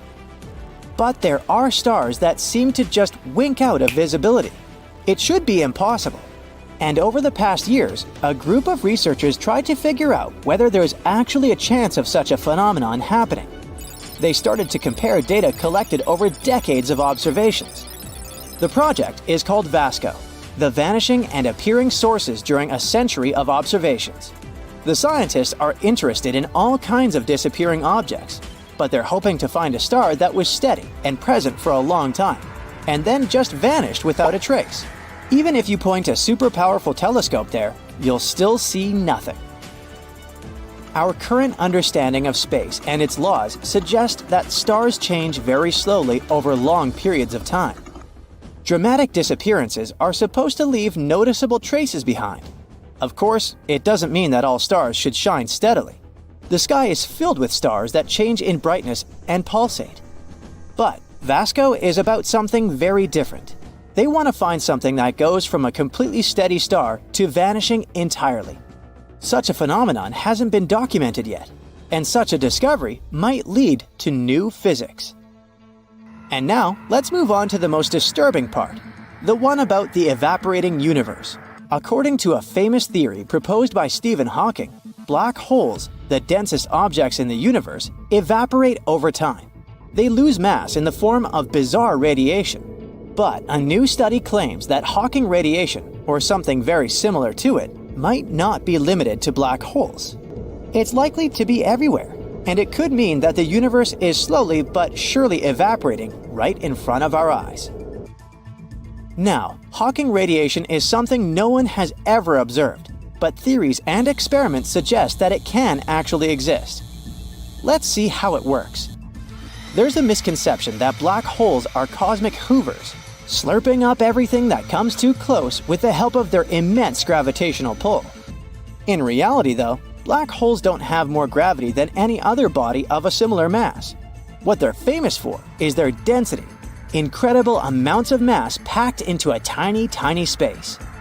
Within a certain proximity to such a dense object, gravitational pull becomes so powerful that it becomes impossible to escape. Not even the speed of light in a vacuum is enough, and that's the fastest known thing in the universe. At the same time, anything massive or dense enough can produce a serious curvature of space-time. In simple words, the immense gravitational field of these objects makes space-time wrap around them. Even though black holes are the most extreme example, space-time also curves around other super-dense objects, like white dwarfs, and neutron stars or galaxy clusters. It means that any super-dense and supermassive object can have some sort of radiation similar to Hawking radiation. And after a very, very long period of time, it could lead to everything in the universe evaporating, following the fate of old supermassive black holes. If it turns out to be true, it will change our understanding not only of Hawking radiation, but also our view of the universe and its and our future. The weird thing about Fomalhaut b isn't its name, but the fact that it doesn't exist. It was first photographed back in 2008 and was a sensation. Scientists believe it to be a massive exoplanet, but it turned out to have low mass, and it's falling to pieces of dust at the moment. It acts like a massive dust cloud. Gliese 1214b is quite extraordinary with its steamy environment. Wait, but steam is the result of water evaporation, isn't it? In fact, this hot planet is full of water-like substances. It's definitely hotter than our planet, with its 250 to 540 degrees Fahrenheit. It can also be an ocean planet. Still, very little is known about it since it was first discovered only back in 2009. If you ever wondered what it's like to walk on ice and hot coals at the same time, meet Gliese 436b. Being extremely close to its sun, the Neptune-sized exoplanet boasts temperatures hotter than a blazing oven, and yet it's covered in ice, which burns incessantly. This ice is much denser due to the enormous gravity of the planet, staying solid even under extreme conditions and not melting away. But Gliese seems a nice place with quite mild climate compared to an oven-like Corot 7b. Its day-to-day temperature is over 4,000 degrees Fahrenheit. Combined with the rocky surface, it presents a kind of underworld landscape. The rocks on the ground bubble and boil, evaporating in the atmosphere, where they cool down and eventually fall back on the surface in a brimstone rain. The saddest thing about Corot 7b is that it might have once been a gas giant whose atmosphere melted away from the heat, leaving only the scorched core. Corot Exo 3b is neither as hot as the previous one, nor as cold as many other planets. It's a gas giant similar in size to Jupiter, yet 20 times denser. It makes this exoplanet's gravity weigh down on everything on its surface 50 times more than it would on Earth. Stepping on it would be your ultimate doom, because you'd be immediately crushed by the density of its atmosphere. TRES 2b is a planet where night never ends. And it's not your regular night with stars shining in the beautiful skies. Here, it's pitch dark and scorching hot. TRES 2b is a gas giant, roughly 1.5 times more massive than Jupiter, and its surface absorbs light better than charcoal. It might also have a faint dark red glow because of its burning air, which is as hot as fresh lava. It may mistakenly seem that Saturn does have an Earthen-friendly environment. Some layers of this giant gas sphere actually have quite nice temperature conditions. If you dive into Saturn, you'll get to a layer with liquid molecules with 32 degrees Fahrenheit, which seems like Earth.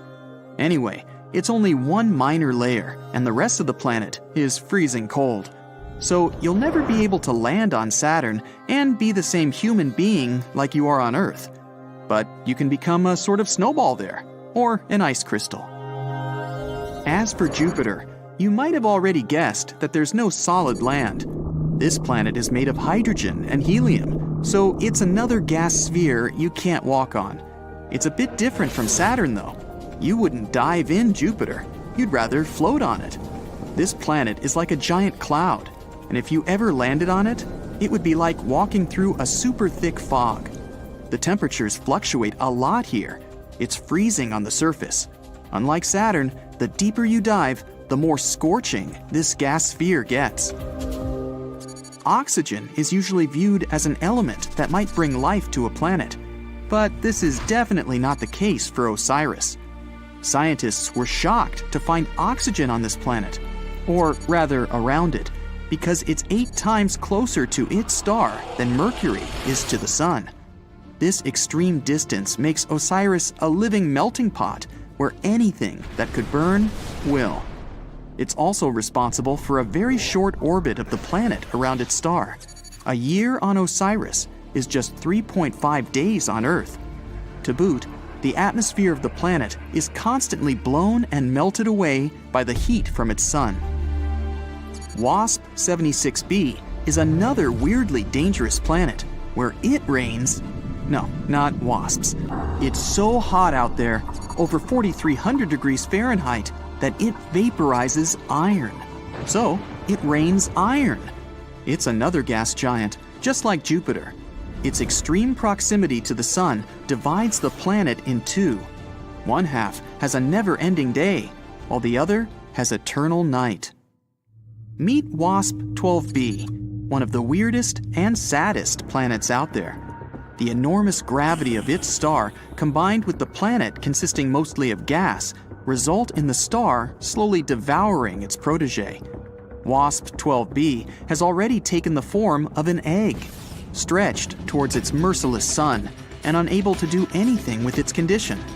In another 10 million years, the planet will inevitably succumb to the voracious star's appetite. No list of the weirdest planets could do without mentioning Venus, the Earth's evil twin. The second planet from the Sun has an atmosphere so thick and full of clouds that its surface is much hotter than that of Mercury, despite being somewhat farther from the Sun. Volcanic eruptions constantly thrash Venus. Its gravity is almost 100 times stronger than ours, and those clouds I mentioned are not made of water, but of sulfuric acid, which condenses and rains down on the ground, adding to the inferno. But even if you were brave, or crazy, enough to try to pass through those clouds, you probably couldn't. The winds up there are as strong as some of the most powerful hurricanes back on Earth. One more freezing cold planet is the one I dare not pronounce. Although the host star is not too far away, it's a small and rather cool red dwarf whose light and heat barely even reach the planet. The temperatures out there fall as low as -370 degrees Fahrenheit, which is only marginally warmer than absolute zero. The exoplanet is thus dark, gloomy, and covered in eternal ice. Still, if it has a rocky core, it might generate some heat, so there is a chance that deep below the frozen surface, we could build a nice thermal spa hotel for space travelers. The next planet that sounds like a tongue twister is the only exoplanet in the orbit of its star, and at first glance, it looks quite pretty. Blue and white swirls making up wondrous patterns on the surface. But these pleasant colors actually come from hard silicate particles in the planet's atmosphere, which means it rains glass here. But the worst thing is that winds reach the speed of 5,400 miles per hour, or almost Mach 7. For comparison, the fastest wind speed on Earth was 254 miles per hour, over 20 times less. Thus, the glass falling from the sky travels horizontally at hypersonic speeds, shredding everything in its path. Here's another name we'll just leave on the screen, thank you. This magnetic rogue planet, let's call it SIMP, has probably the best auroras in the universe, putting our northern lights to shame. Dimidium, located roughly 50 light-years away from our solar system, is a planet hostile to any living thing on many accounts.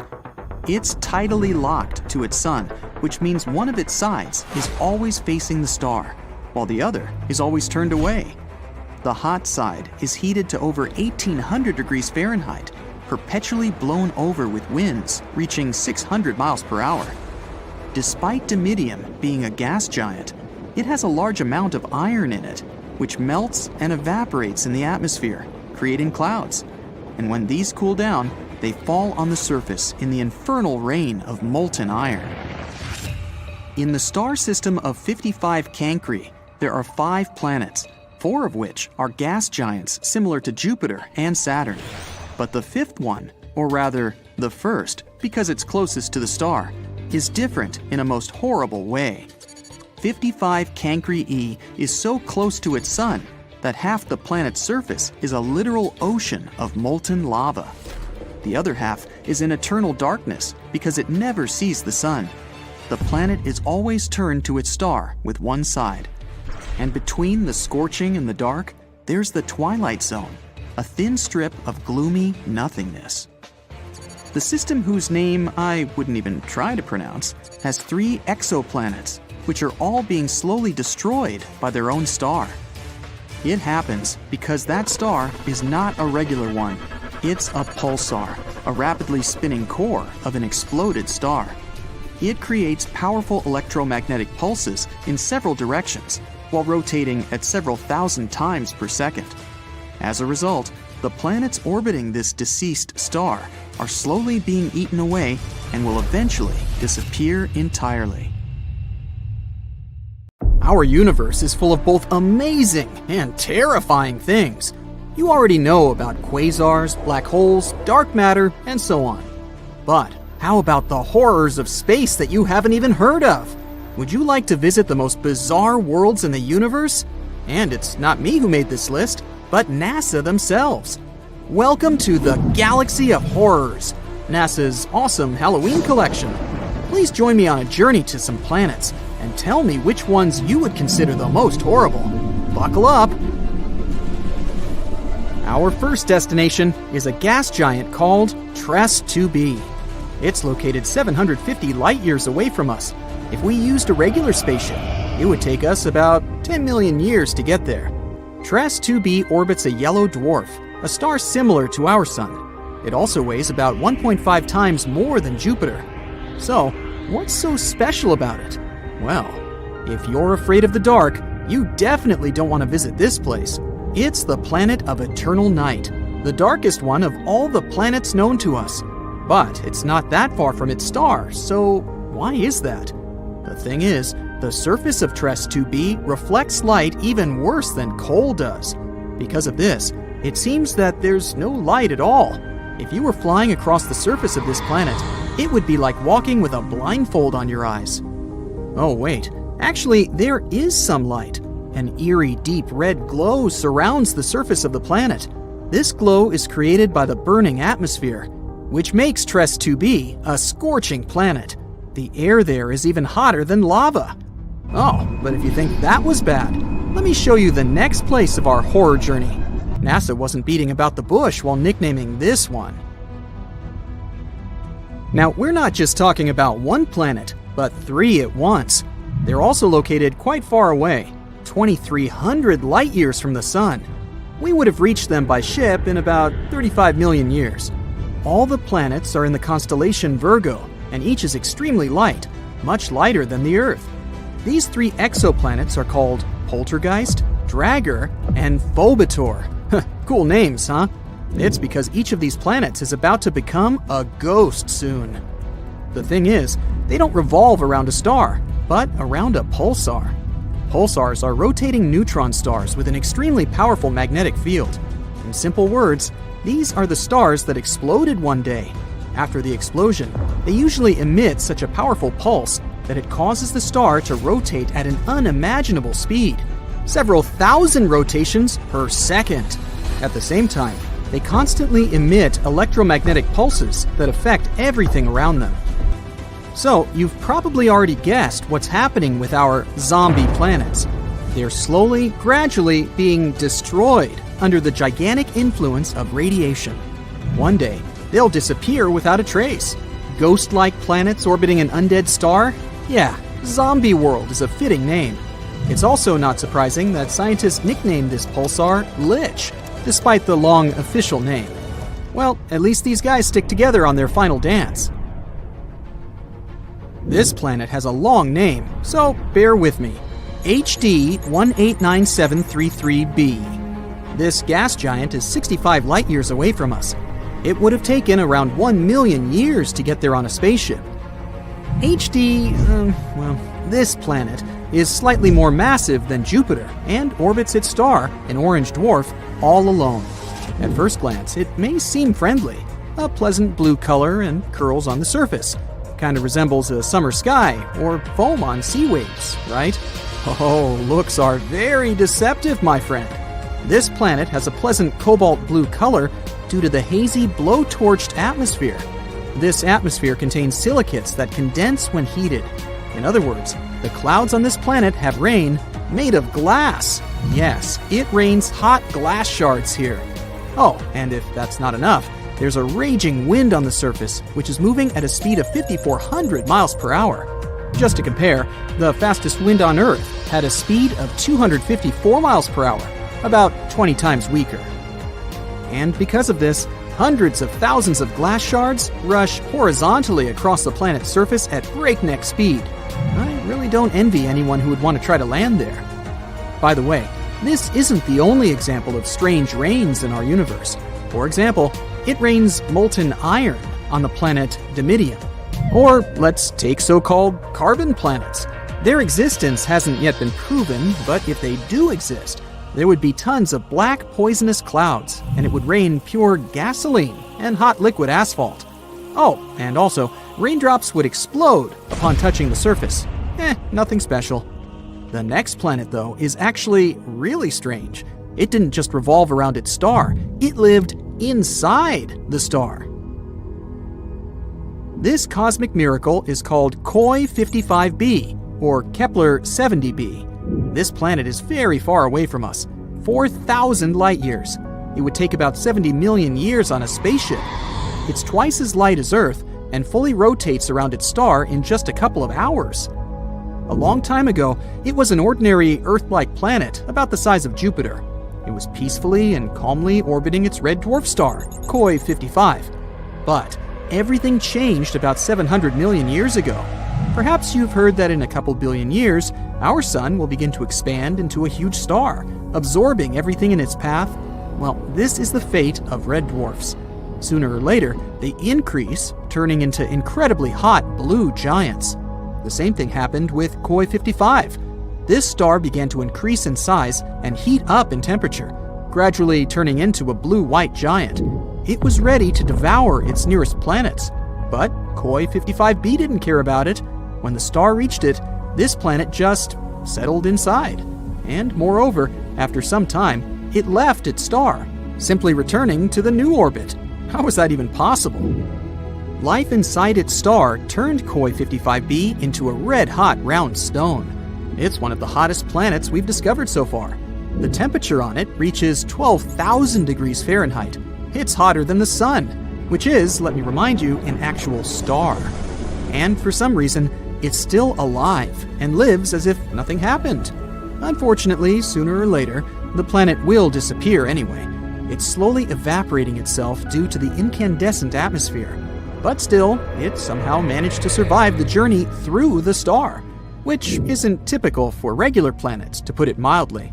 I envy this willpower. However, not all planets are so lucky. Some are gradually being destroyed by their stars, and there is even an entire system among them. This last planet is a sad loner. It's located 870 light-years away from us. The journey by ship to it would take about 25 million years. This planet is about 1.5 times more massive than Jupiter. This is a very sad, dark planet. A doomed gas giant, which is very similar to hot Jupiter, orbits its star all alone. At the same time, it's located so close to its star that its orbital period takes just 1 day. Of course, because of this proximity, the star gradually absorbs WASP-12b. The scorching heat of the star is slowly destroying and devouring the planet's atmosphere.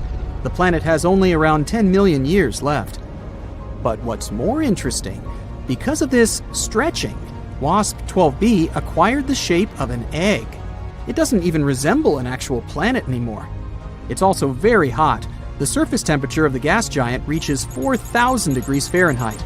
Also, a spectrograph of cosmic origin, or COS for short, found that the planet exchanges matter with its star. They're located so close that they give each other part of their chemical elements. This is a common phenomenon in closely spaced binary star systems, but this is the first time scientists have seen this in a star-planet relationship. What a unique system. To be honest, if I was guaranteed complete security, I'd be excited to visit at least some of them. What about you? Please let me know in the comments. The only life that we are certain about so far in the entire universe is on planet Earth. Whether that life is intelligent is, let's say, arguable. But anyway, it's not surprising that we're tirelessly searching for life on other planets. So far, they've discovered more than 4,000 of them. But what's even cooler? NASA has compiled a new list of 24 planets that aren't just Earth-like, they're better. The conditions on them are so good that they're more comfortable than on our planet. So let's examine some of them. KOI 5715.01. Let's be coy, shall we? This wonderful planet is in the constellation Cygnus. And why is it so wonderful? Well, our Sun is a yellow dwarf. And sorry, Sun, even though you're not bad at supporting life, there are some stars that can do it better. Nothing personal. The planet KOI 5715.01 orbits near an orange dwarf. Orange dwarfs are stars slightly smaller than our Sun and have a little lower luminosity. Did you like the alliteration there? Anyway, don't worry, it doesn't mean we're going to live in complete darkness. In fact, if the planet is found closer to the Sun and it has a thicker atmosphere, it may even be lighter and more colorful than on Earth. Now, our Sun has a very short lifespan. Right now, it has 7 to 8 billion years left to live, a little longer than Earth's age. But orange dwarfs can live from 45 to 70 billion years.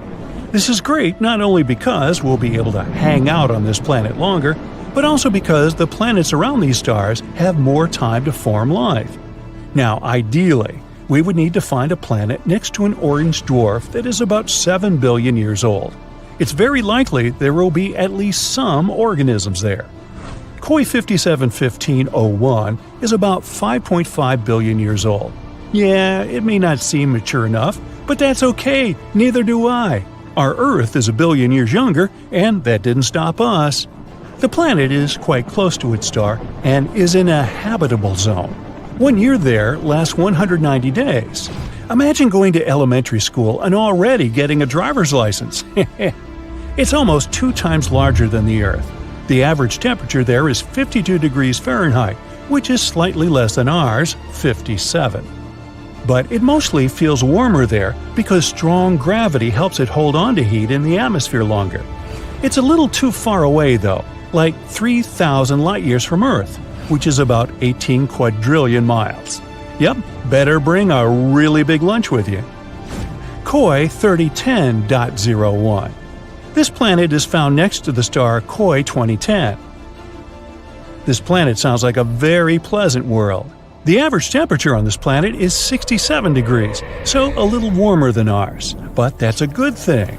Scientists believe that on a perfect planet, the temperature should be just about 10 degrees hotter than on Earth. The more heat there is on the planet, the more comfortable it is to live there. Also, the higher chances of developing life. The radius of this planet is nearly 1.5 times larger than Earth. There's some atmosphere, although we're not yet sure about its composition, but it's probably like the Earth's. Scientists think that we'll find an ocean there, and it can cover up to 60% of the surface, which is also cool. In a perfect world, water and land should be distributed more evenly than on our planet. A little more land means a little more territory and resources, right? But listen, this planet is actually very similar to the Earth. The semblance is so striking that scientists believe we have an 84% chance to find life there.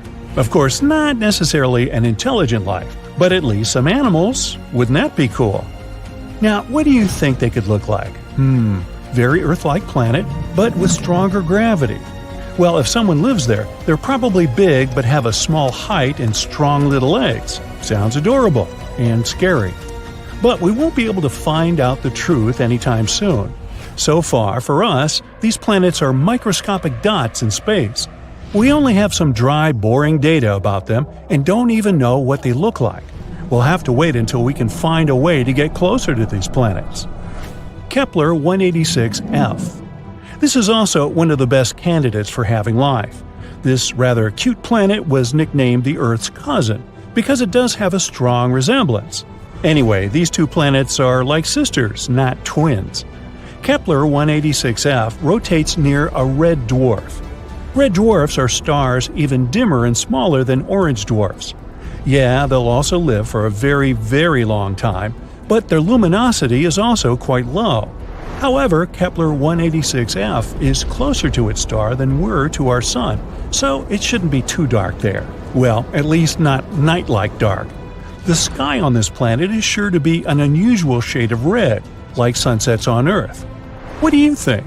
Would you like to live on a planet with an eternal sunset? The size of this planet is about the same as Earth. Not bad, not perfect. Why so? Because the coolest planets are those that are bigger than Earth and have stronger gravity. Now you'll probably say, but wouldn't it be harder to walk there and even harder to get out of bed on Monday? Of course. But on the other hand, this planet will pull the atmosphere better.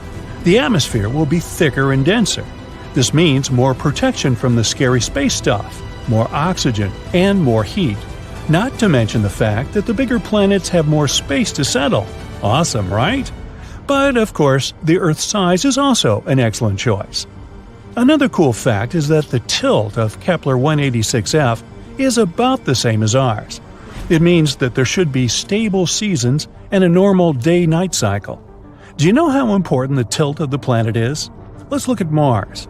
Mars is also, in fact, found in the habitable zone of our Sun, but its tilt is very unstable, and as a result, the entire ocean that could have been on it once now completely dried up. Today, it's just a red desert, and there's no life there. At least not as far as we know, but you see how important these tiny details are? This planet is also quite far away from us, 490 light-years. That's about 3 quadrillion miles. So yeah, we're just going to keep waiting for intergalactic travel. Kepler 62e and 62f.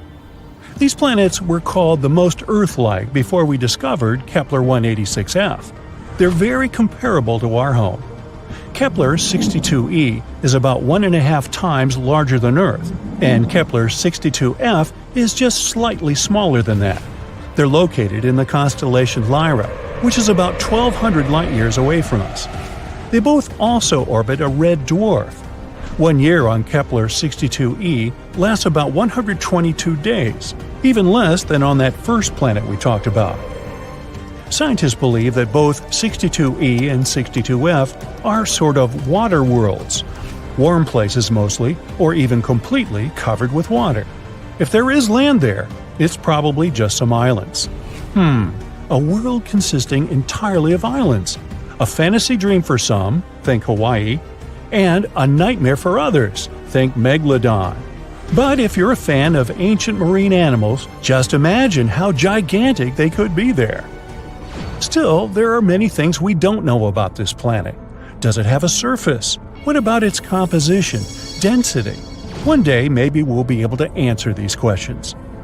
And so, that's it for the super-Earths. Of course, the original list is much longer, and you can go check it out on the internet. Now, the best thing about all this is that these are planets that are better than the Earth.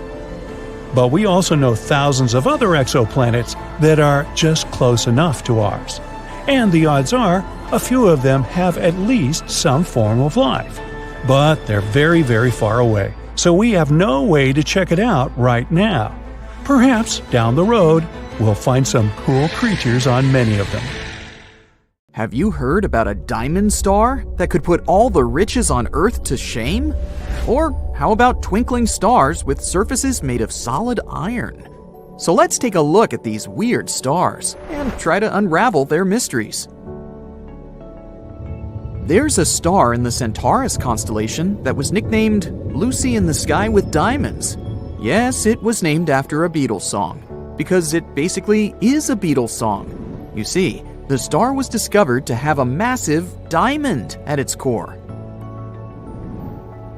Now, you may be wondering how big this diamond really is. Well, it's estimated to be about 10 billion trillion carats. That's a 1 followed by 34 zeros. To put that into perspective, the Hope Diamond, which is one of the largest diamonds on Earth, is a measly 45.5 carats in comparison.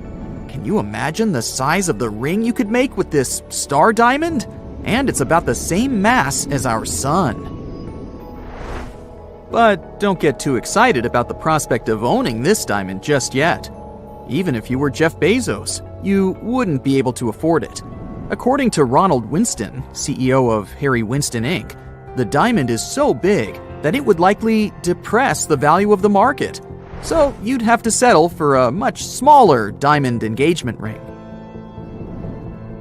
One interesting thing about the Lucy in the Sky with Diamonds star is that it's incredibly dense.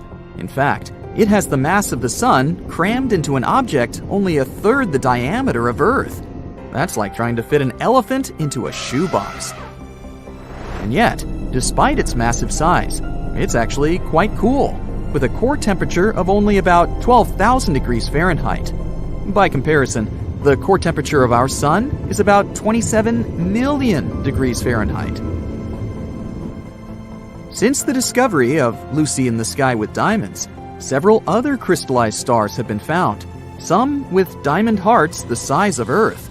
It just goes to show that the universe is full of surprises, and you never know what kind of treasures you might find out there in the vast expanse of space.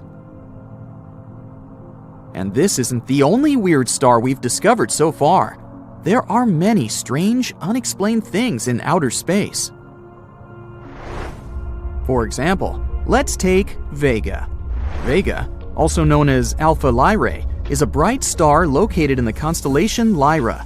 It's one of the brightest stars in the night sky and is easily visible to the naked eye from most parts of the world. Now, Vega may look like a beautiful, bright star to us Northern Hemisphere folks, but little do we know, it's hiding a secret. It's actually quite squashed. You see, Vega's high spin rate causes it to bulge at the equator, kind of like a cosmic belly. It rotates once every 12.5 hours, which is pretty fast for a star, and it throws material out around its waistline. It's almost like the star is hula hooping. This material is further from the center of the star, so it experiences less gravity, causing it to cool and darken, leading to a gravity darkening effect. So Vega is basically a cosmic fitness guru's worst nightmare. Although for us stargazers, it still looks round because we're looking at it from Earth's pole end. However, if we saw it from a different angle, we'd get a very different view. One that might make us wonder if Vega has been sneaking some cosmic donuts behind our backs. But while we might joke about its equatorial waistline, there's no denying that Vega is still one of the brightest and most fascinating stars in our galaxy. But if you want something actually bright, then how about a supernova? Supernovas are giant space booms that occur when stars reach the end of their life cycle. It's like the grand finale of a fireworks show, but on a cosmic scale. They release more energy in a few seconds than our sun will produce in its entire lifetime. And this is exactly what happened to the next star of our show. This celestial object with a weird name, IPFT 14HLS. But there's a catch. It isn't your average supernova. Even though this star made a blast in 2014 and started to fade away like usual, recently it made an unexpected comeback and brightened once more. Talk about a dramatic entrance. And if that wasn't enough, this thing continued to fade and brighten at least 5 times in total, which is a bit like a yo-yo. It's like the star just couldn't make up its mind about whether it wanted to stay bright or fade away into the abyss. Also, when scientists measured the supernova's spectrum, they found that it was evolving 10 times slower than other stars. Maybe it's a supernova that just wants to enjoy its golden years. All in all, this object is a real mystery. But this is not the only star suffering from the 2-in-1 syndrome.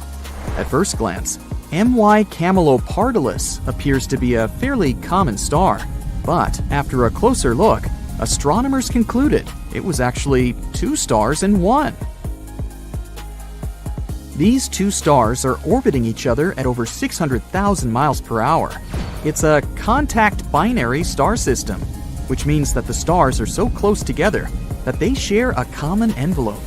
In other words, they're so close to each other that they're practically smooching.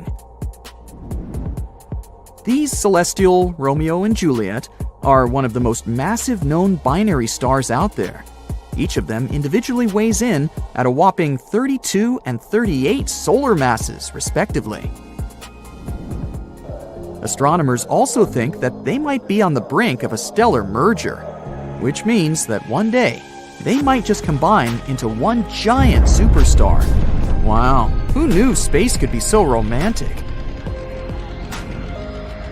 Next, introducing another long name, HD 140283, also known as Methuselah's star.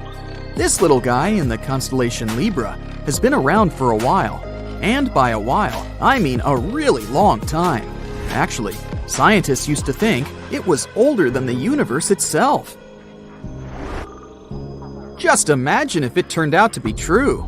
But eventually, they figured out that it's actually around 14.8 billion years old, a peer of our universe. That's still pretty impressive, though. This star is so old, it remembers when the Milky Way was just a baby galaxy. But despite all that, this star still has some life left in it. It's just starting to expand into a red giant, which is kind of like when you hit your 30s. Talk about aging well. But if all these things are somewhat comprehensible, then how about a star that was literally named WTF star by scientists? No, I'm not kidding. At least it used to be. Now it's called Tabby's star. It also has a more scientific name, but that one is a bit of a mouthful.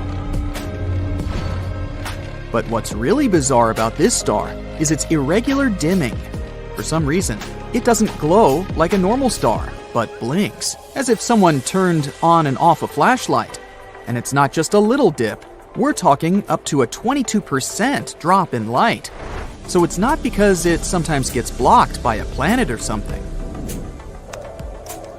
Scientists have come up with all sorts of explanations for this strange behavior, from comets to dust to even an extraterrestrial megastructure.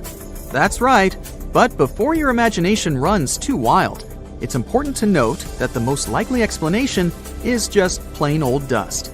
Perhaps the star is surrounded by some kind of dust cloud, and sometimes it prevents us from seeing it clearly. Although this explanation is still not 100% confirmed, there are still plenty of mysteries surrounding Tabby's star. One thing's for sure, it may be a bit of an oddball, but that's what makes it so fascinating. So, there you have it, folks. We're left in awe of the incredible diversity and strangeness of the cosmos. There's so much more to discover out there. So, let's keep exploring and keep being amazed by the wonders of the universe. If an asteroid like Apophis hits Earth, we will be destroyed. Massive earthquakes will strike, and tsunamis will flood everything.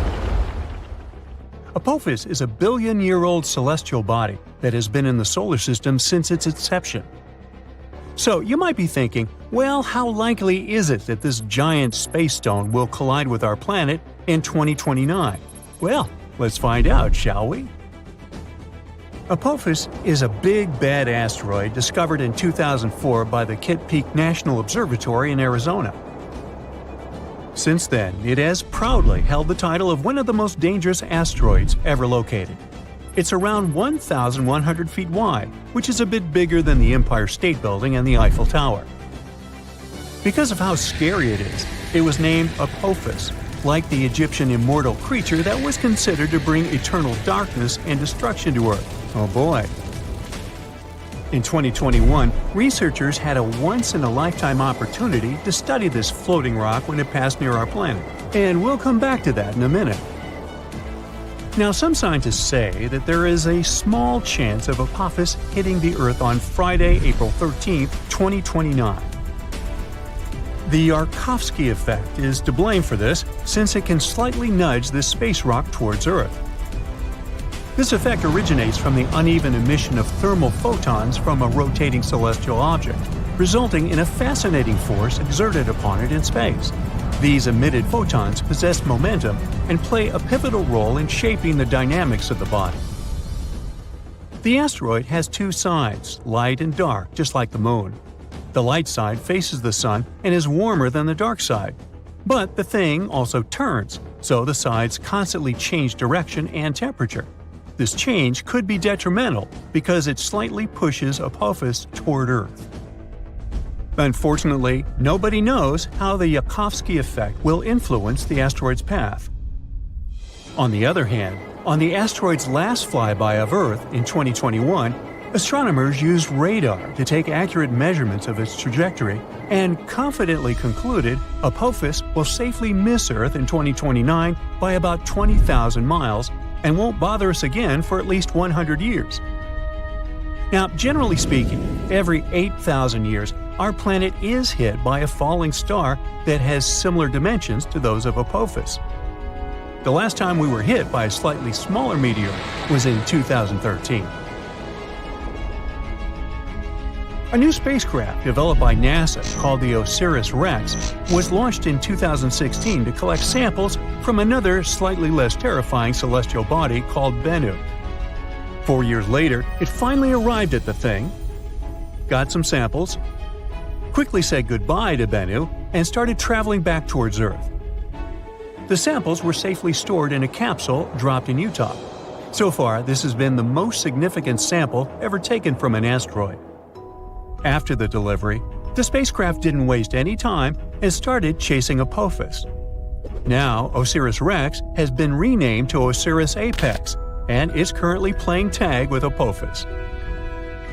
With some luck, on the 2nd of April 2029, when the asteroid zips close by Earth, the spacecraft will reach Apophis and land on it. It will stay on Apophis for 18 months, collecting valuable information and taking thousands of pictures. The asteroid will be monitored with the help of powerful telescopes. At some point, Apophis will get too close to the Sun, and then all the monitoring work will be on Osiris's apex back.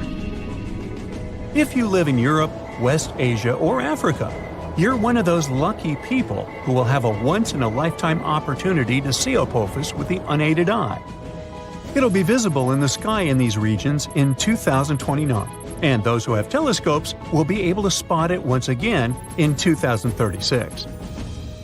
Osiris Apex will experience some problems because the asteroid has a thick crust, and the spacecraft won't be able to collect data as easily as it did with Bennu. Osiris Apex has a unique thruster that will blow all the dust from Apophis while landing. This will be a perfect chance to analyze the surface of the asteroid to see what it's made of.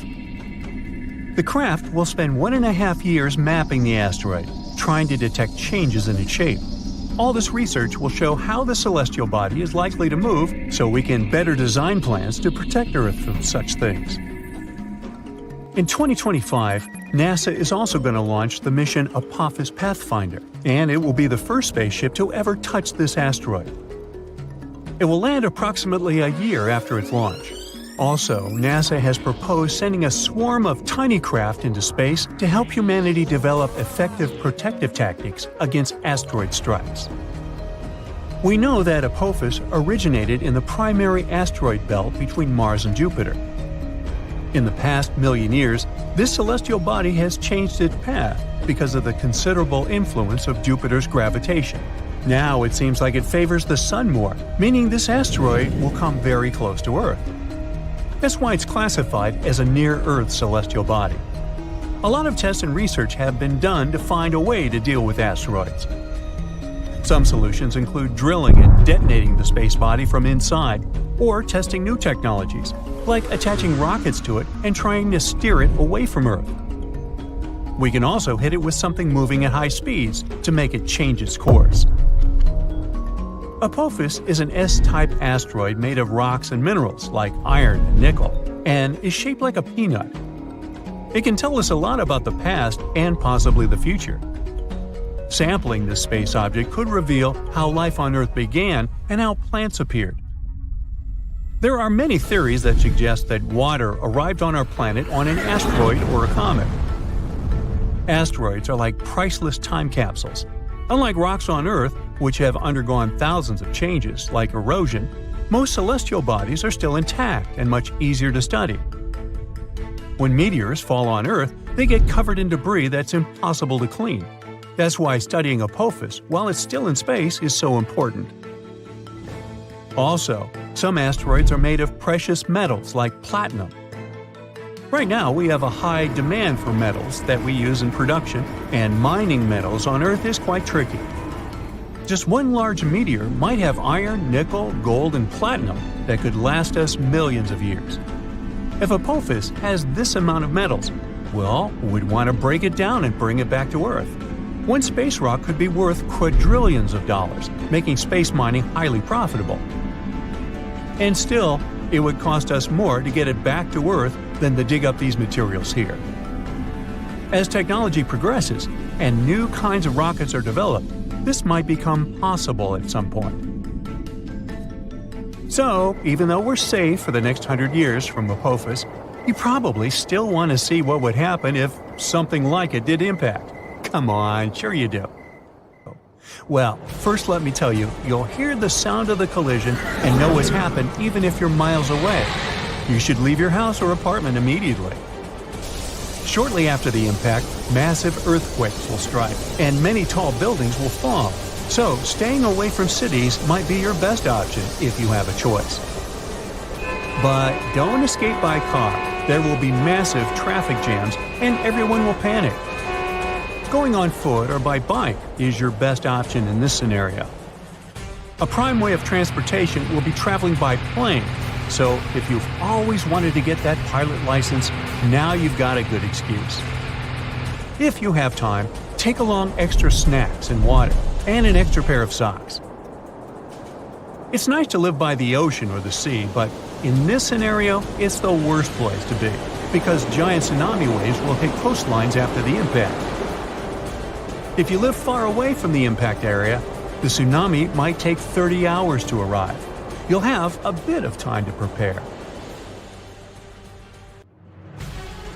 Scientists were looking at a list of gas clouds when they saw something strange. 5 groups of blue stars that are not quite a galaxy and not a known type of star cluster either. These groups of stars are called blue blobs, and they're located in the Virgo galaxy cluster. Now, the big question is, how did these blue blobs form if they don't have any nearby parent galaxy where they could form? Scientists realize there are some heavy metals present in these blobs. Generally, when stars are born, they create heavy elements called metals. These metals are essential building blocks for new stars. In big galaxies, many stars form over time, and as a result, more metals get created too. These heavy metals in the blue blobs were a clue that the stars in these blobs were formed from gas that was stripped from a larger galaxy. Think of it as a piñata. The candy is the gas, and the piñata is this bigger galaxy. The blue blobs are the leftover candy that was scattered around. Wow, didn't expect to get hungry while talking about stars. How did the gas get stripped away from the bigger galaxy anyway? There are 2 ways. When galaxies pass by each other, their gravitational attraction can cause gas to be pulled away from one galaxy and into the other. This is called tidal stripping, and it's the first way these blobs can happen. It's like when 2 magnets attract and pull metal objects toward each other. Another way is ram pressure. This happens when a galaxy moves through a cluster of hot gas at a pretty high speed. The gas in the cluster can push against the gas in the galaxy and force it out back, similar to a car pushing air out of the way as it drives, and you lose your hat in a strong wind. As time goes by, these stars and the blue blobs will keep on moving apart. Eventually, they will form smaller clusters. Have you ever seen pictures of Earth taken from space? They're amazing. But have you seen the one with 2 blue blobs of light? The first blob of light you see here is a large lightning strike in the Gulf of Thailand. It's rare to see lightning from space because of all the clouds, but this one was so huge it lit up the clouds around it like some kind of a brilliant ring.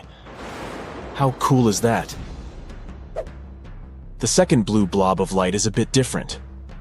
We're looking at the reflection of the moon's light on our home planet. The moon actually reflects the light coming from the sun onto the Earth. And when that light goes through the Earth's atmosphere, it creates a big blue blob with a fuzzy outline. It's like a shiny blue hat our planet is wearing. It's similar to the reason why the sky is blue during the day. When sunlight enters Earth's atmosphere, gases and particles in the air scatter it in all directions. Blue light has the shortest and smallest waves, so it gets scattered the most. And that's why we get to enjoy a beautiful view of a clear blue sky. The same thing actually happens to the light coming from the moon. When it reflects off the Earth and goes through the atmosphere, the blue light waves get scattered the most, making the moon appear blue in the photo. Speaking of unusual stars, there's one in the Centaurus constellation called Lucy. It looks like a tiny white dwarf, but it's actually very dense. There's a mass of the entire sun squeezed into an object only a third of the size of our home planet. That's like stuffing a whole watermelon into a golf ball. Lucy is also incredibly cool. Its core temperature is almost 12,000 degrees Fahrenheit. This may sound hot at first, but for comparison, our sun is about 27 million degrees Fahrenheit. And the best part that makes Lucy so special is the diamond at its heart. Its carbon core has crystallized into a massive diamond that's 10 billion trillion carats in size. It's hard to even imagine how big it is. Scientists found out about this awesome diamond by listening to the star's vibrations, which is like a star's heartbeat. And after they discovered Lucy, scientists found some other stars with crystallized cores and massive diamonds the size of Earth, too. Our universe is like a giant jewelry store. Most of the astronomers from the northern hemisphere are familiar with the star named Vega. First, it's brighter than expected. But if you could take a look at it from a different angle, you'd see this star is actually squashed. It has a specific oblong shape because it rotates at a high rate. It spins once every 12.5 hours, which throws the material out around its equator. This material then cools and darkens, and forms a dark, mysterious halo around Vega. When stars reach the end of their lives, they often explode in a dazzling supernova, getting brighter and brighter before they finally fade away. But one supernova, IPF-14Ls, decided not to obey the rules. It started to fade away like most other stars, but then, when everyone expected it to be gone, it suddenly came back to life and brightened up again. And not just once. It kept fading and brightening at least 5 times in a row. Scientists were so surprised to see this. When they measured the light from the supernova, they found it was evolving 10 times slower than other stars. It was aging way more slowly, too. When it looked 60 days old, it was actually 600 days old. It could be even older, because scientists had recorded another supernova in the same spot almost 70 years ago. There are some theories as to how it could have happened. Maybe the supernova was bumping into some surrounding material and then making it glow. Or maybe it was a giant star that was shedding material all the time to prevent, or at least postpone, its own collapse. At first, it may seem like you're looking at a simple variable star here, my Camelopardalis. But when astronomers looked more closely, they realized it was a pair of stars. The two stars are moving around each other at really high speeds, and their atmospheres are starting to mix because they are so close. People believe this example is the start of a union between two stars. In the end, the two celestial bodies, which already weigh 32 and 38 solar masses each, will join together to make a gigantic one with more than 60 solar masses. Scientists have thought for a long time that this is how super big stars form. They've never really seen it happen. The universe is 13.8 billion years old. And from what we can see, one mysterious star, HD 11402883, could be 14.4 billion years old. Something's not right here. This star has all the chemical signs of a second-generation star, which is a star that formed from gas and dust after the first generation of stars exploded. This star, sometimes called Methuselah's star, is 190 light-years away. Its brightness, distance, and composition help us figure out how old it is. At least 13.2 billion years old. while the age of 14.4 billion years is probably put there as a potential range. Even if it's younger than the universe, or is it? It's still by far the oldest star near us. Let's not forget the one with a tail either. It's called Mira. Sometimes it's bright, and other times it's faint, making it a bit of a tricky one to spot in its constellation. Sometimes it's one of the brightest stars up there, while other times it is one of the fainter ones in its constellation. It's the system with two stars, a red giant and a white dwarf. The red giant used to be like our own sun, but now, as it's closer to its end, it's shedding its outer layers into space. And Mira has a comet-like tail too. As the red giant sheds its outer layers, it creates a stream of gas and dust that follows the stars as they move through space. Now imagine a place where a single day lasts longer than a whole year. On Venus, a day, meaning one full spin on its axis, is as long as 243 Earth days. And what's even weirder, despite the fact that Venus is experiencing a never-ending day, it has a shorter year than Earth. While Earth takes about 365 days to complete one orbit around the Sun, Venus does it in just 225 days. So, somehow, for Venus, a day is more epic than a whole year. Venus is a strange planet in general. It's called Earth's twin because of how alike we are, although it's a bit smaller than Earth. But there are some drastic differences too. For example, it spins in the opposite direction, which means the Sun there rises in the west and sets in the east. And Venus isn't the only one who dances to its own rhythm. Uranus does that too. And finally, Venus is quite crazy in terms of its atmosphere. When you stand on Earth, you don't really feel the weight of the air around you. Well, on Venus, that feeling would be like having an elephant sitting on your shoulders. Venus has 90 times the atmospheric pressure of Earth. The atmosphere there is a thick layer of toxic gases. For example, carbon dioxide that's released by all the volcanoes. It presses down with incredible force. This results in very hot temperatures. No wonder it'll take a long time before we'll be able to stand on this planet.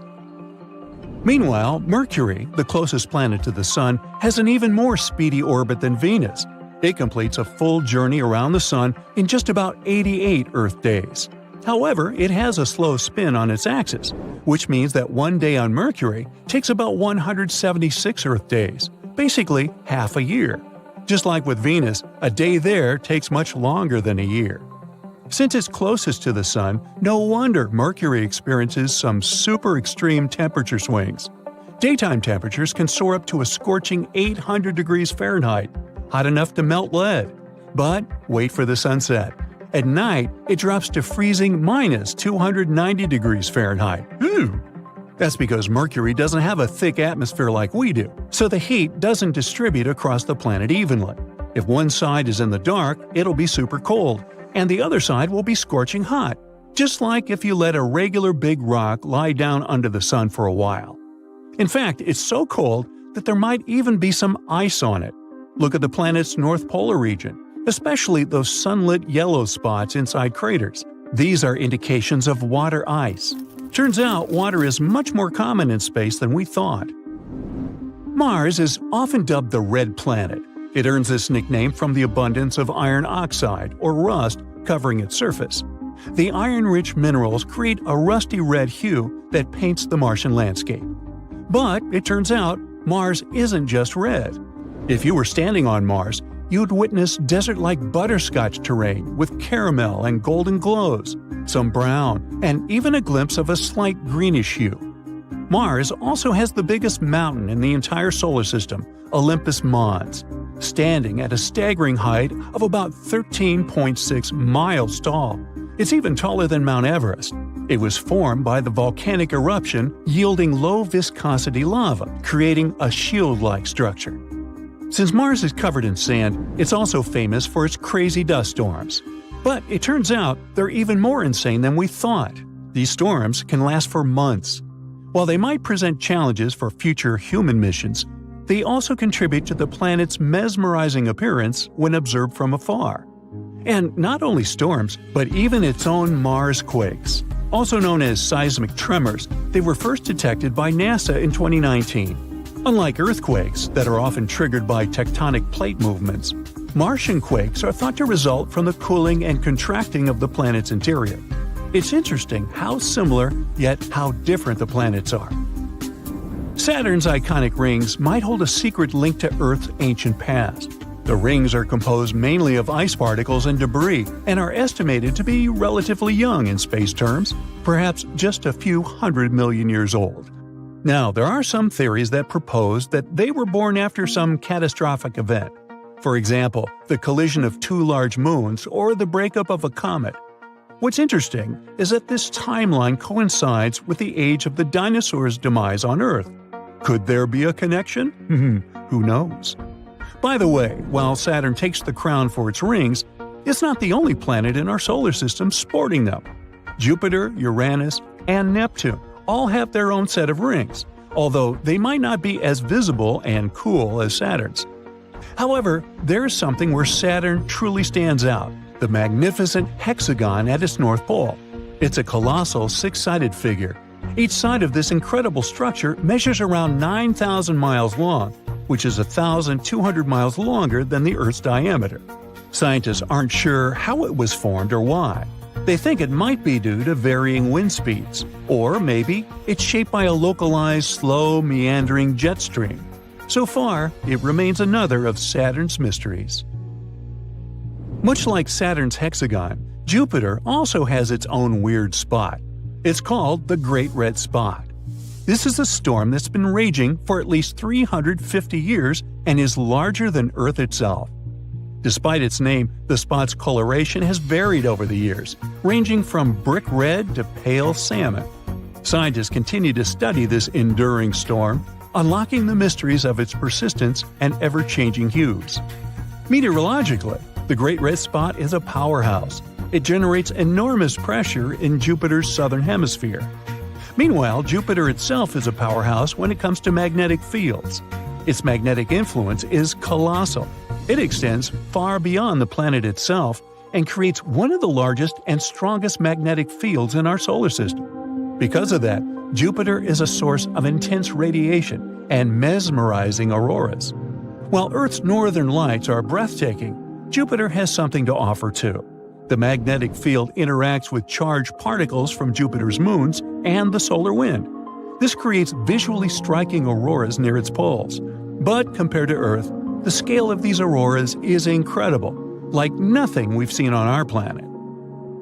But even having a cool big spot isn't a unique feature in our solar system. A stormy giant Neptune, the eighth and farthest planet from the Sun, also has its great dark spot. Just like Jupiter, it's a massive vortex in Neptune's atmosphere. But unlike its Jupiter counterpart, this spot tends to come and go because of Neptune's dynamic and ever-changing weather patterns. Neptune, together with Uranus, is known as an ice giant. And just like other giants, it boasts some of the most ferocious winds in our solar system. Its supersonic winds can get faster than 2,200 miles per hour. What a drama queen! But this explains its thick cloud formations. By the way, if you ever dreamed of a planet raining diamonds, you might want to visit this planet. Deep within Neptune's atmosphere, where pressures are extreme, scientists theorize that carbon atoms are compressed and form diamonds. And then, these diamonds might be raining down. What a unique touch to stormy weather. Neptune's moons got from their parent with the weird weather. For example, its largest moon, Triton, has a touch of cryovolcanism. Instead of spewing molten rock like Earth's volcanoes, Triton's cryovolcanoes erupt with a mix of water, ammonia, and nitrogen. Picture it as icy geysers shooting material into space. Seems like in our solar system alone, each planet has its own quirks and interesting qualities. Let's hope that we discover some more interesting things in outer space in the future. The protective shield of our planet decays and eventually fails. So do our satellites. First, communication satellites in the highest orbits go down. Next, astronauts in low Earth orbit can no longer contact their mission control center. And finally, hazardous, relentless cosmic rays start bombarding everything on Earth, causing havoc and devastation. Are these the terrifying consequences of the planet's magnetic field reversal we're going to face? Right now, as you're watching this video, Earth's north magnetic pole is extremely out of whack. It's so serious that scientists will have to update the global magnetic field model released a mere 4 years ago. Does it all mean that the magnetic pole of our planet will flip soon? Well, be patient, we'll figure it out a bit later. You see, the magnetic pole is moving quite erratically from the Canadian Arctic towards Siberia, and these movements are very unpredictable. But it's normal for the pole to be moving. There are long-term records from London and Paris that prove that the North Magnetic Pole moves randomly around the rotational North Pole over periods of several hundred years. But the most astonishing thing about its movement is that it's speeding up. Around the mid-1990s, the magnetic pole unexpectedly accelerated from a bit over 9 miles to 34 miles a year. And recently, the pole crossed the international date line, moving toward the eastern hemisphere. The European Space Agency launched extremely accurate magnetic field satellites in 2013. Thanks to them, researchers have superb data they can use not only to make magnetic field maps, but also to update them every 6 to 12 months. That's how they were able to notice that the core field was weakening too. It might be a sign that the planet's magnetic field is about to flip. To understand this process better, we need to figure out how the core field works. Let's say we've got a bar magnet that runs through the center of our planet and has a north and a south pole. This magnet is incredibly strong, representing about 75% of the intensity of our planet's magnetic field at the surface. Our bar magnet is not only moving, but is also getting weaker, by about 7% every century. Admittedly, this bar isn't the perfect representation of the core field. It's more like electric currents generating Earth's magnetic field. Still, this model makes it easier to see what's happening to our planet now.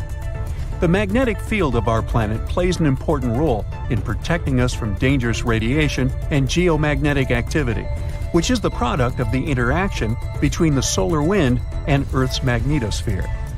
Earth's magnetic field also moves. Scientists have been studying and tracking the movement of the magnetic poles for hundreds of years. The historical motions of these poles indicates changes in the global geometry of the magnetic field of our planet, and they may point to the beginning of the field reversal too. That's what the flip between the north and south magnetic poles is sometimes called. You see, if the north magnetic pole moves a bit, it isn't a big deal. But a complete reversal might have a serious impact on the climate of our planet, as well as modern technology. Luckily, such flips don't happen overnight. The entire process stretches over thousands of years. Plus, even though the magnetic pole weakens during a pole reversal, it doesn't disappear completely. So those scary events from the beginning of the video aren't likely to happen to us. The magnetosphere will continue protecting the planet from cosmic rays and charged solar particles, even though there might be some amount of particulate radiation that will make it to Earth's surface. Magnetic fields are generated by moving electric charges. If some material allows these charges to easily move in it, it's called a conductor. Metal is a great conductor, and we often use it to transfer electric currents from one place to another. In this case, the electric current is negative charges called electrons moving through the metal. The current is what generates a magnetic field. Earth has a liquid iron core. In other words, there are layers and layers of conducting material inside our planet. Currents of charges are constantly moving through the core, and the liquid metal is also moving and circulating there, generating the magnetic field. This magnetic field, in turn, produces something resembling a bubble around the planet. It's called the magnetosphere, and it's located above the uppermost part of the atmosphere. This layer shields and deflects high-energy cosmic radiation, which otherwise would be extremely dangerous to people and other forms of life on Earth.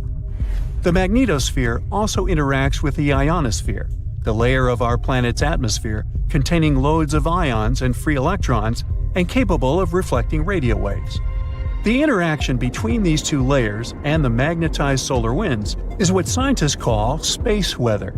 The solar wind is normally mild, and there's no space weather whatsoever. But sometimes, the sun starts shedding gargantuan magnetized clouds of gas that can accelerate to incredible speeds. They're called coronal mass ejections, or CMEs. They're ejected from the sun over the course of several hours.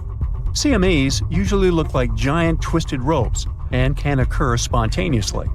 Their frequency varies according to the 11-year-long solar cycle. For example, at a solar minimum, you can observe one ejection per day, and when the sun is in its most active phase, there might be 3 CMAs per day. Coronal mass ejections disrupt the calm flow of the solar wind and cause serious disturbances that can damage stuff both in space near Earth, like satellites, and on the planet's surface. If coronal mass ejections make it to Earth, their interaction with the magnetosphere generates geomagnetic storms. Those can trigger auroras, happening when a stream of energized particles hits the atmosphere and lights up. And then there are also solar flares. They develop more rapidly and with much more energy than coronal mass ejections. Solar flares often occur soon after coronal mass ejections. The most powerful volcanic eruptions pale in comparison to solar flares that release 10 million times more energy. Within a few minutes, one solar flare can give out billions of tons of charged particles.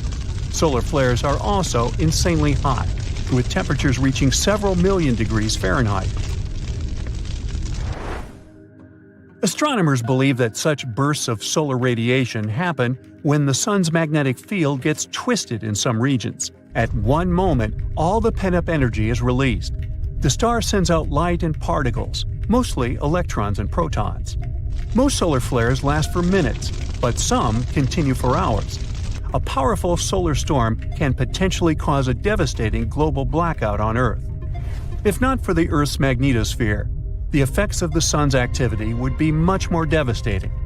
Luckily, the magnetosphere deflects most of the solar material hurtling towards our planet from our star at a speed of over 1 million miles per hour.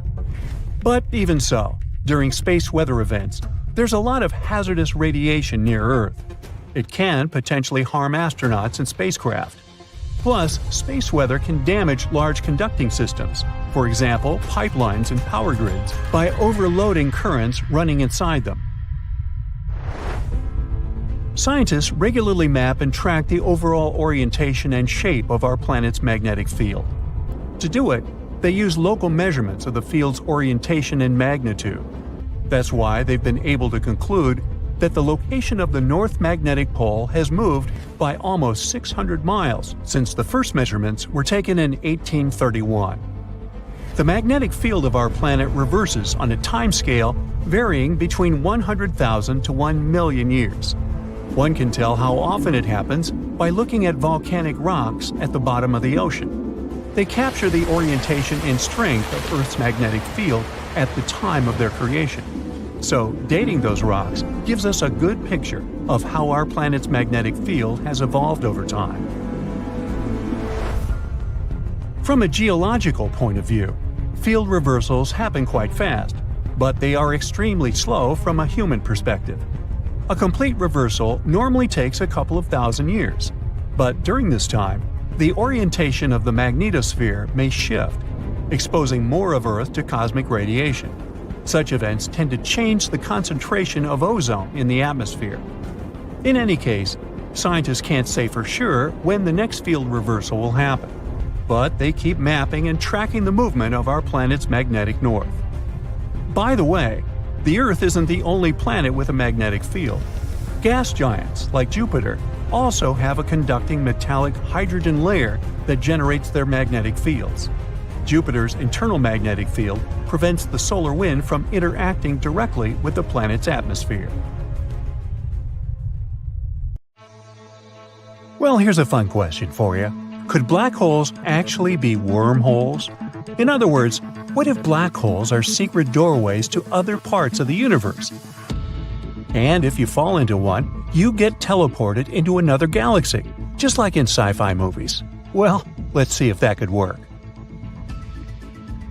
Black holes are incredibly heavy and dense celestial objects. They're like whirlpools in a bathtub, but on a space scale. Everything that gets too close to them, including planets, stars, and even light itself, gets sucked in, and nothing can get out. They're born when a big star gets super old and eventually collapses onto itself, leaving behind a small super-dense core. If this core is massive enough, it becomes so powerful that gravity takes over everything and we get a black hole. Black holes, despite the name, are not at all empty. Instead, it's like having a giant amount of stuff squeezed into a very tiny space. Picture a star way bigger than our Sun, packed into a sphere about the size of New York City. This creates such a strong pull of gravity that absolutely nothing can escape from it.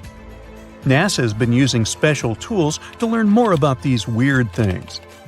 Since they're, well, black, we just can't find them by looking at telescopes. But we can figure out that they're there by watching how they affect other stuff nearby. For example, when a black hole moves close to some space dust, it sucks the dust in. This process is called accretion. It's kind of like when you vacuum up dirt. When this happens, the matter speeds up and gets super hot, emitting X-rays that we can see. Okay, now that we know what black holes are, let's talk about wormholes. Imagine a wormhole as a tunnel in space that could let us travel quickly to faraway places in the universe. They connect two different points in space as if it were a sheet of paper that can be bent in half. Basically, they're intergalactic teleports.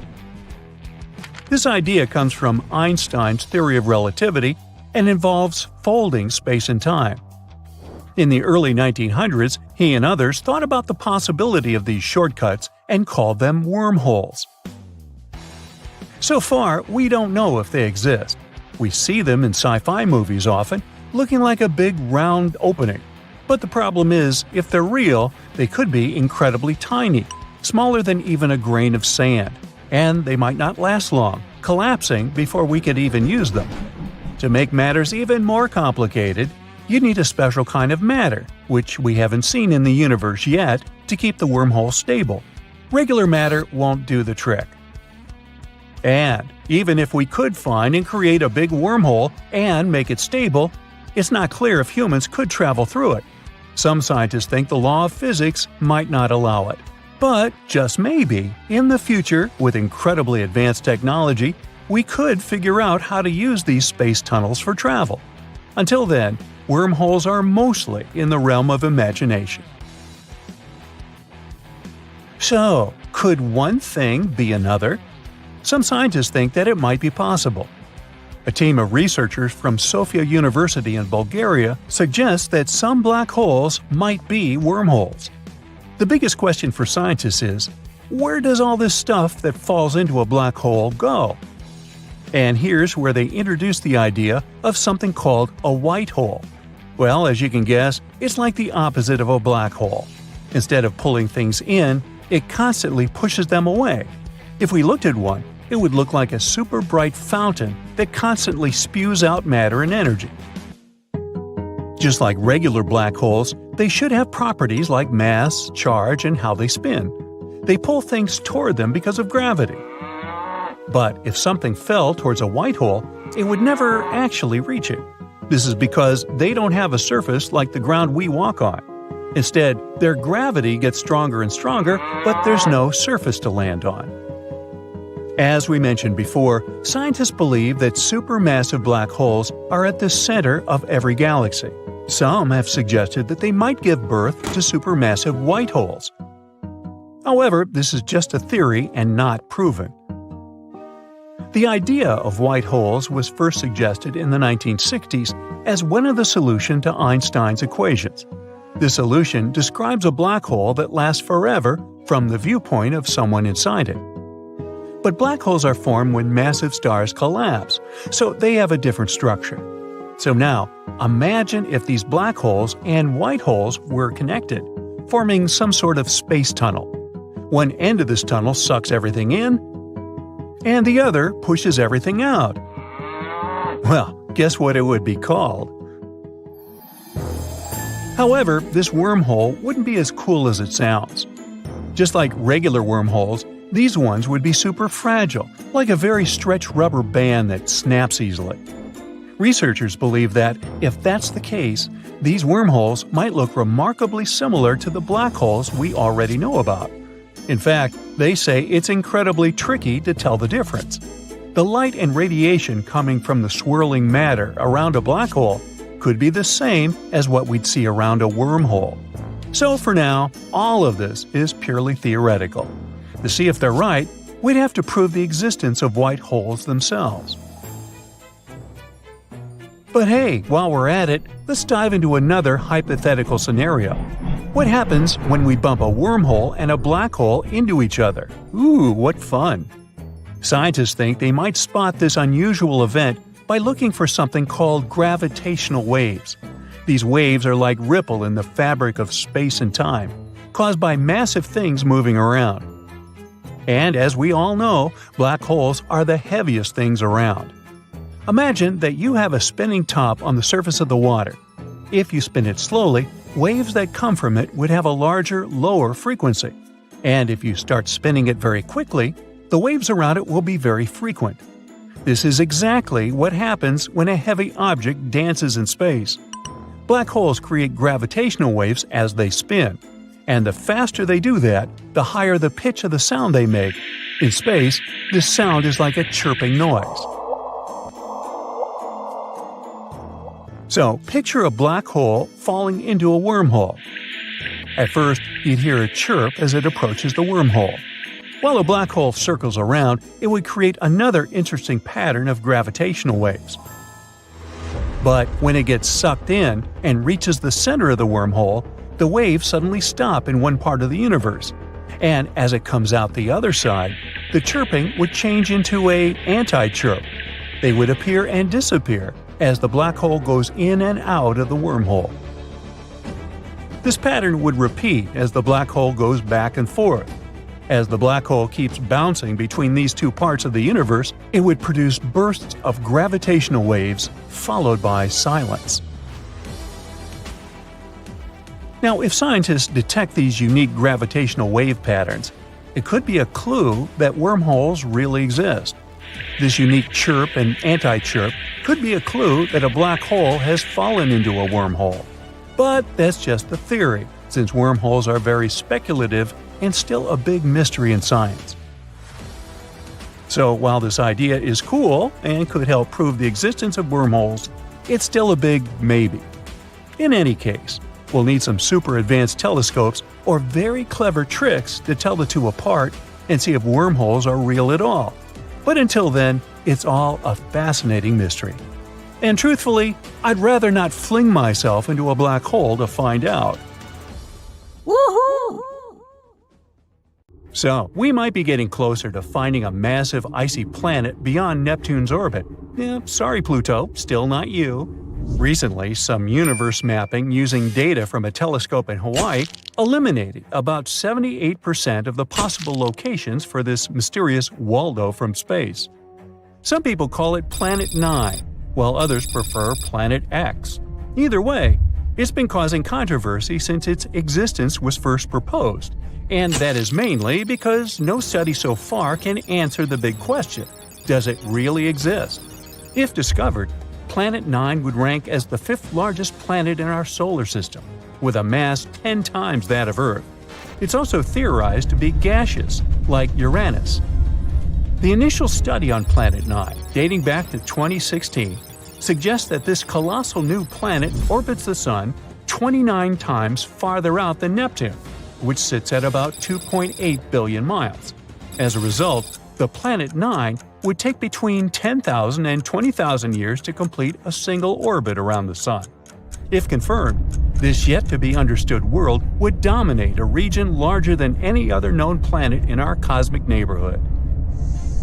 These are all intriguing hypotheses, but without a single piece of evidence or observation to back them up.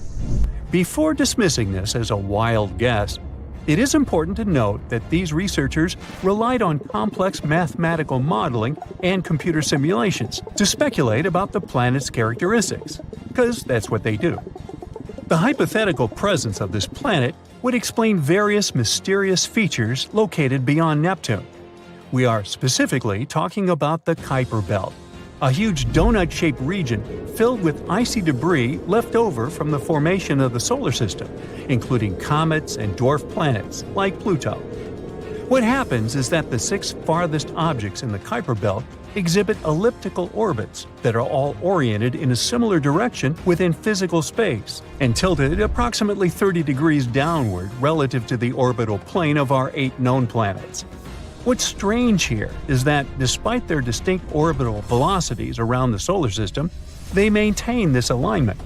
The likelihood of such alignment occurring randomly is extremely low, around 0.007%.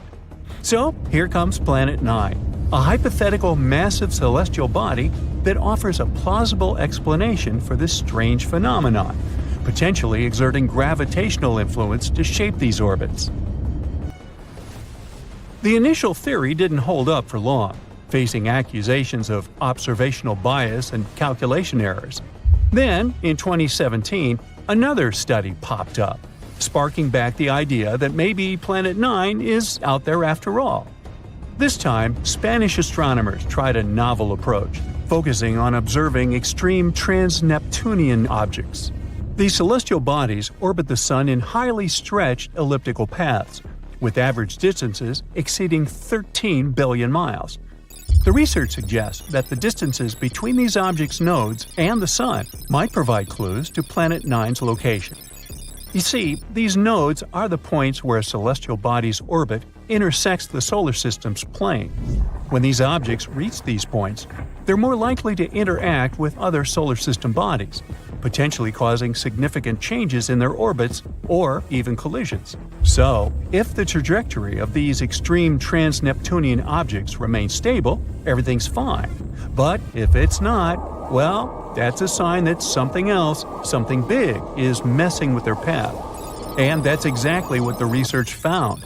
There is something unseen out there, throwing these objects off course. And that something could be a planet, chilling at a distance between 300 to 400 times farther from the Sun than Earth.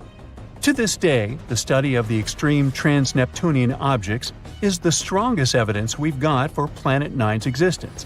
And if you're still not convinced by this theory, know that strange motions like these have led to planetary discoveries before.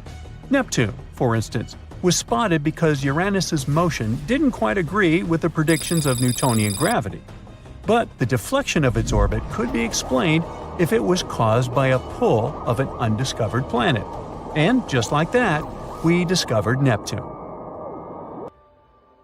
Now, the year is 2021, and there's all this buzz about Planet 9 again.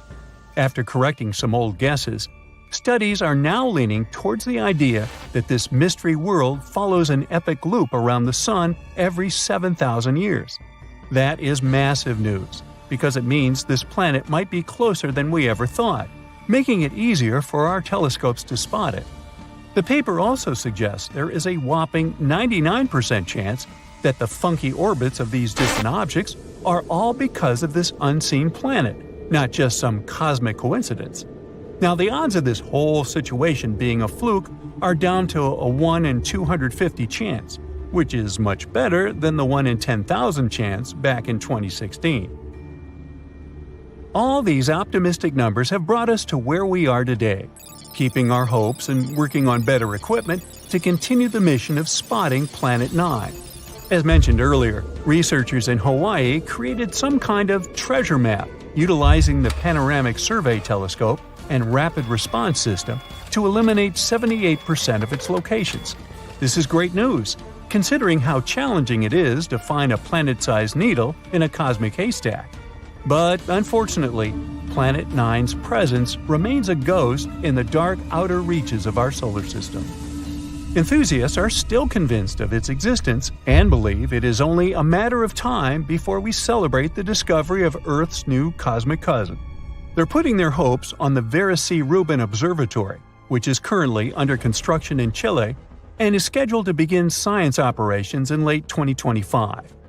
Over the course of 10 years, this observatory will scan the entire southern hemisphere sky every few nights with a 27-foot, fast-moving telescope equipped with the largest digital camera in the world. The idea is to catalog everything in the solar system, reaching out to and beyond Neptune, and tracking the movements of millions of celestial objects, including space junk, asteroids, comets, and stars. If Planet 9 is indeed out there, this next-generation telescope could be the one to find it. The existence of this mysterious planet is far from being universally accepted in the scientific community. That is simply because Planet 9 isn't the only explanation for the strange phenomenon occurring beyond Neptune. One theory suggests that a group of distant objects, such as dwarf planets, comets, and moons, might be collectively influencing the orbits of the extreme trans-Neptunian objects. Others believe that a black hole is behind all this. These compressed masses are some of the densest objects in the universe, potentially capable of affecting the orbits of other masses, like how this supposed ghost Planet 9 is believed to be doing. Another bold perspective suggests that our current understanding of the laws of gravity is flawed, actually incomplete. This theory, known as modified Newtonian dynamics, proposes that these distant icy objects exhibit strange behavior not due to influence from another planet, but rather because the immense gravitational field of the Milky Way is influencing them. However, even supporters of this theory acknowledge that it is too early to draw firm conclusions, and much more extensive research is still required. While we continue our relentless hunt for Planet 9, some astronomers have taken it a step further, suggesting the existence of a hypothetical Planet 10. This world has a mass and size like that of Mars or Earth and is located on the edges of the Kuiper Belt. But the thing is, if this alleged Planet 10 is indeed as small as scientists believe, it might not have enough gravity to clear its orbit of debris. And that is pretty similar to what happens with Pluto, being one of the reasons why it got into trouble back in 2006. So yeah, it's better not to get too excited. This supposed Planet 10 might end up classified as another dwarf planet. It was the year 2017 when astronomers spotted a bright star hurtling out of the Milky Way. It was moving incredibly fast at a speed of 2 million miles per hour. That's almost 4 times as fast as the Sun orbits around the center of our home Milky Way galaxy. It takes our star more than 225 million years to complete one journey. Anyway, back to our star, the Wanderer. The main issue with it was that it was moving against the direction in which most stars travel around the center of our galaxy.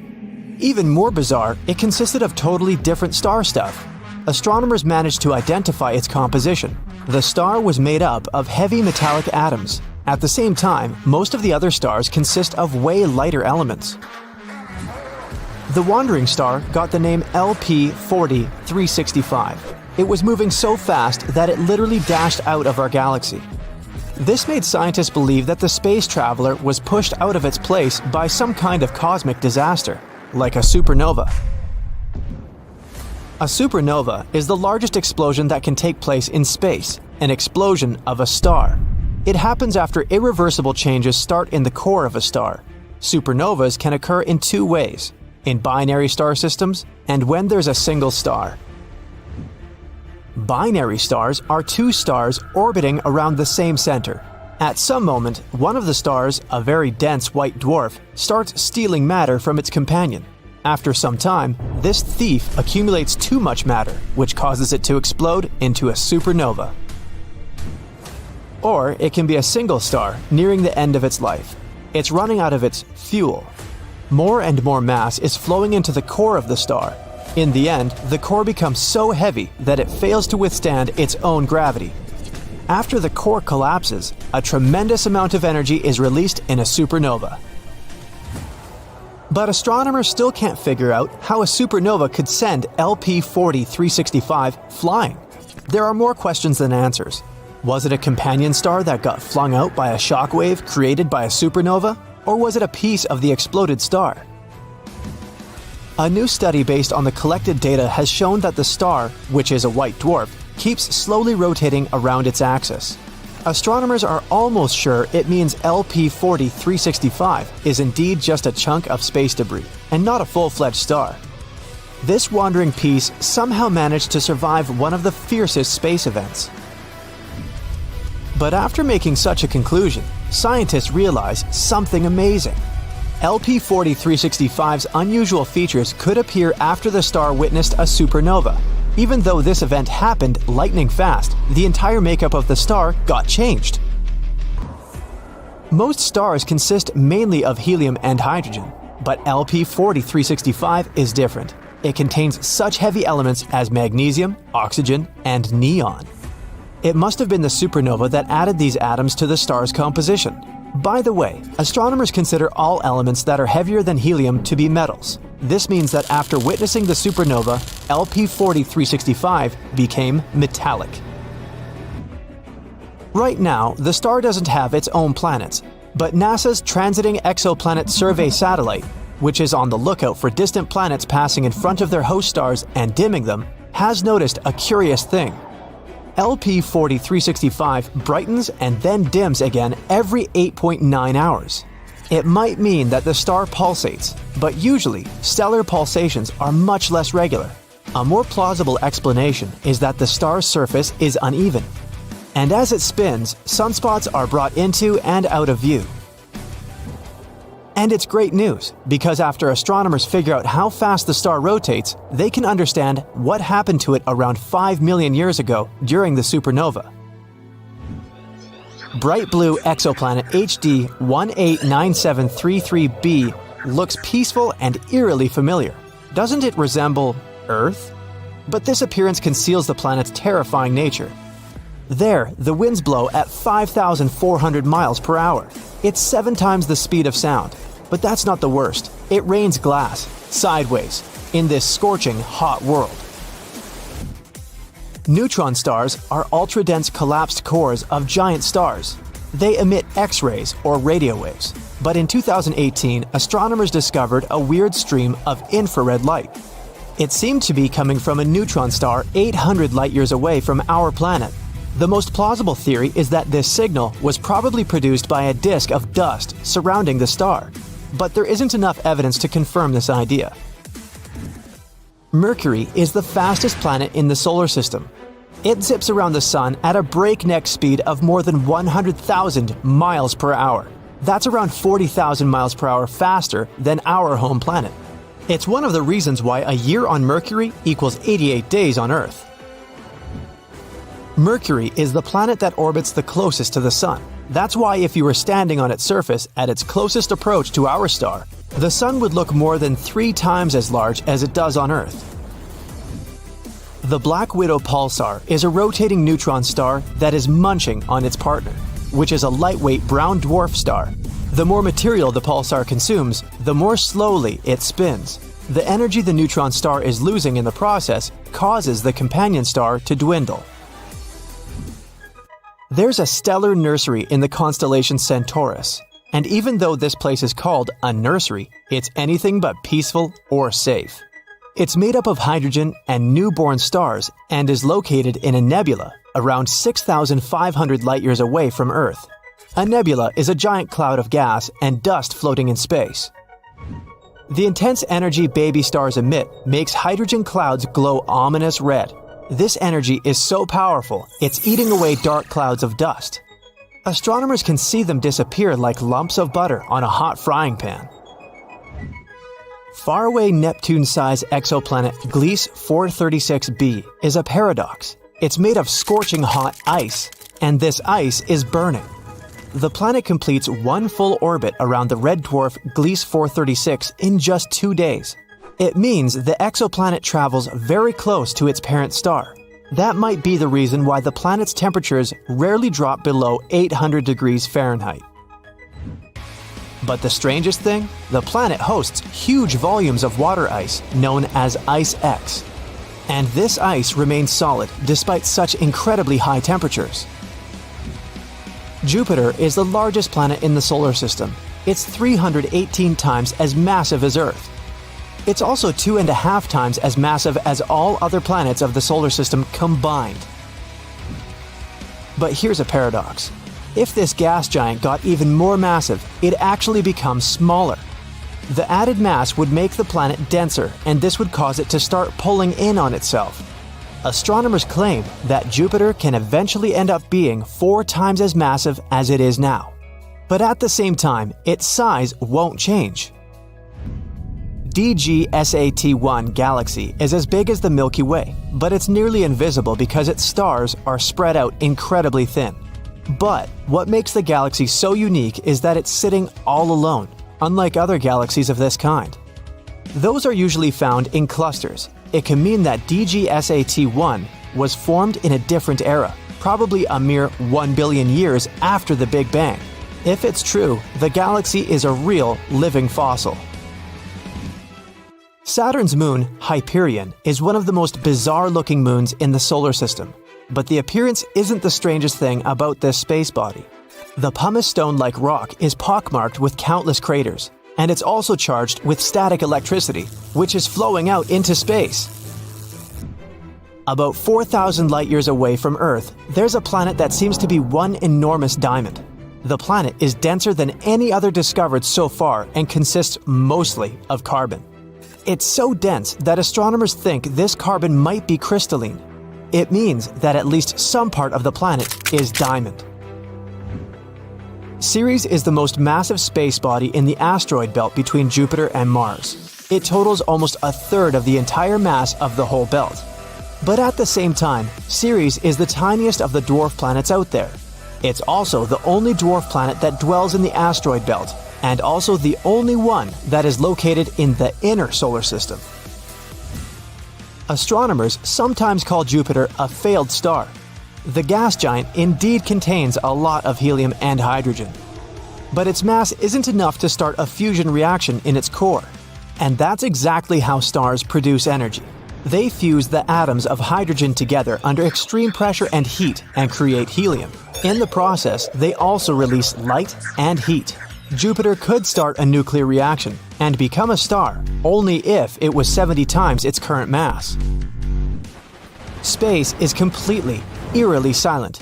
That's because in the vacuum of space, there's no atmosphere, and the sound waves need some medium to travel through. That's why worlds with atmospheres like Earth are full of noise. Unlike their massive siblings, hypothetical mini black holes could be really tiny, not bigger than an atom. Even so, just one minuscule thing would have enough mass of 1,000 sedans. One theory claims that tons of micro black holes could be created right after the Big Bang. Some scientists even go so far as to say that a couple of mini black holes pass through our planet every day. Every hour, the sun sends more energy to Earth than our planet uses in a year. Even though people are now using much more solar energy than a decade ago, it's still a mere 0.7% of the world's annual electricity usage. There might be moons orbiting other moons, but astronomers haven't agreed on this theory yet. Planets orbit stars, moons orbit planets. But why can't there be moons, also known as submoons, moonettes, and moons? Researchers claim that moons could exist, but the host moon has to be massive enough and the moon small enough. There must also be a large distance between these moons and the host planet. Jupiter is the most massive planet in the solar system. This means its gravity is also the most intense. It's 2.5 times as great as what we have on our home planet. Once, the gas giant's gravity even tore apart a large comet called Comet Shoemaker-Levy 9. Then the planet eagerly swallowed the chunks of the former comet. If you were standing at the equator on Mars, the temperature at your feet would feel like that of a warm spring day, but your head would be literally freezing.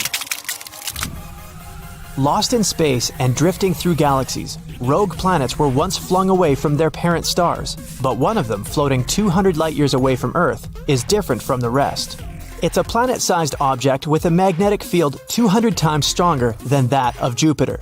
This field is so powerful that it generates never-ending flashing auroras in the planet's atmosphere. Europa is one of Jupiter's largest moons, even though it's smaller than Earth's moon. But the cool thing about this satellite of the gas giant is that it's covered with ice. And some of this ice is smooth, which means you could skate there.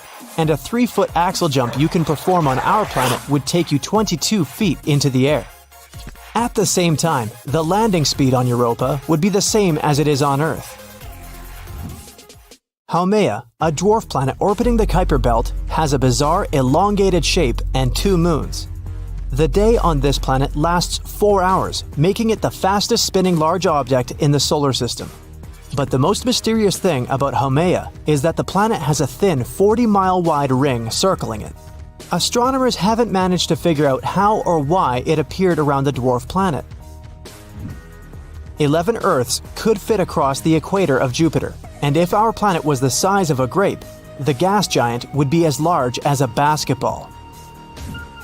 9 spacecraft have already visited Jupiter. 7 of them just flew by, and 2 orbited the huge planet. The most recent of them, Juno, arrived at Jupiter in 2016. The craters of the moon's south pole are likely to be the frostiest place in the whole solar system. The craters' floors are always in the shadow. That's why the temperature never rises above 397 degrees Fahrenheit, even during the day. If you decided to fly a plane to Pluto, your journey would take around 800 years. You'll find the highest mountain in the solar system on an asteroid called Vesta. Its peak rises 14 miles above the base of the mountain.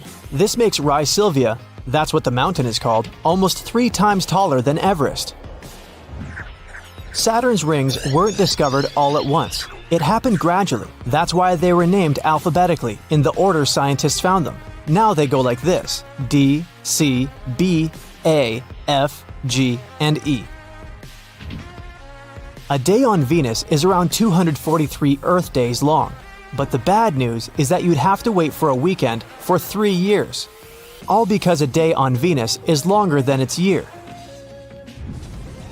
A solar phenomenon called terminator events is taking place at the Sun's equator. Disastrous magnetic field collisions seem to cause ginormous twin tsunamis of plasma. These tsunamis tear across the star's surface, moving at a speed of 1,000 feet per second. They can last for weeks at a time and happen almost every decade. The winds on Neptune are the fastest in our solar system. Most of them can reach the speed of 1,600 miles per hour. Almost any of these enormous storms could easily swallow our entire planet. The 18th brightest star in the night sky, Fomalhaut, is a terrifying sight. It's dubbed the Eye of Sauron because a ring of dust and debris circling it makes it look like a giant eye staring into your soul. The intimidating star is more than twice the mass of our Sun and is 25 light-years away from Earth, which isn't that far away considering distances in space. Mars has 2 moons, Phobos and Deimos. In the next 30 to 50 million years, the planet's gravitational forces will tear Phobos apart. It'll probably result in the formation of a ring around Mars. An asteroid the size of a car enters the atmosphere of our planet every year.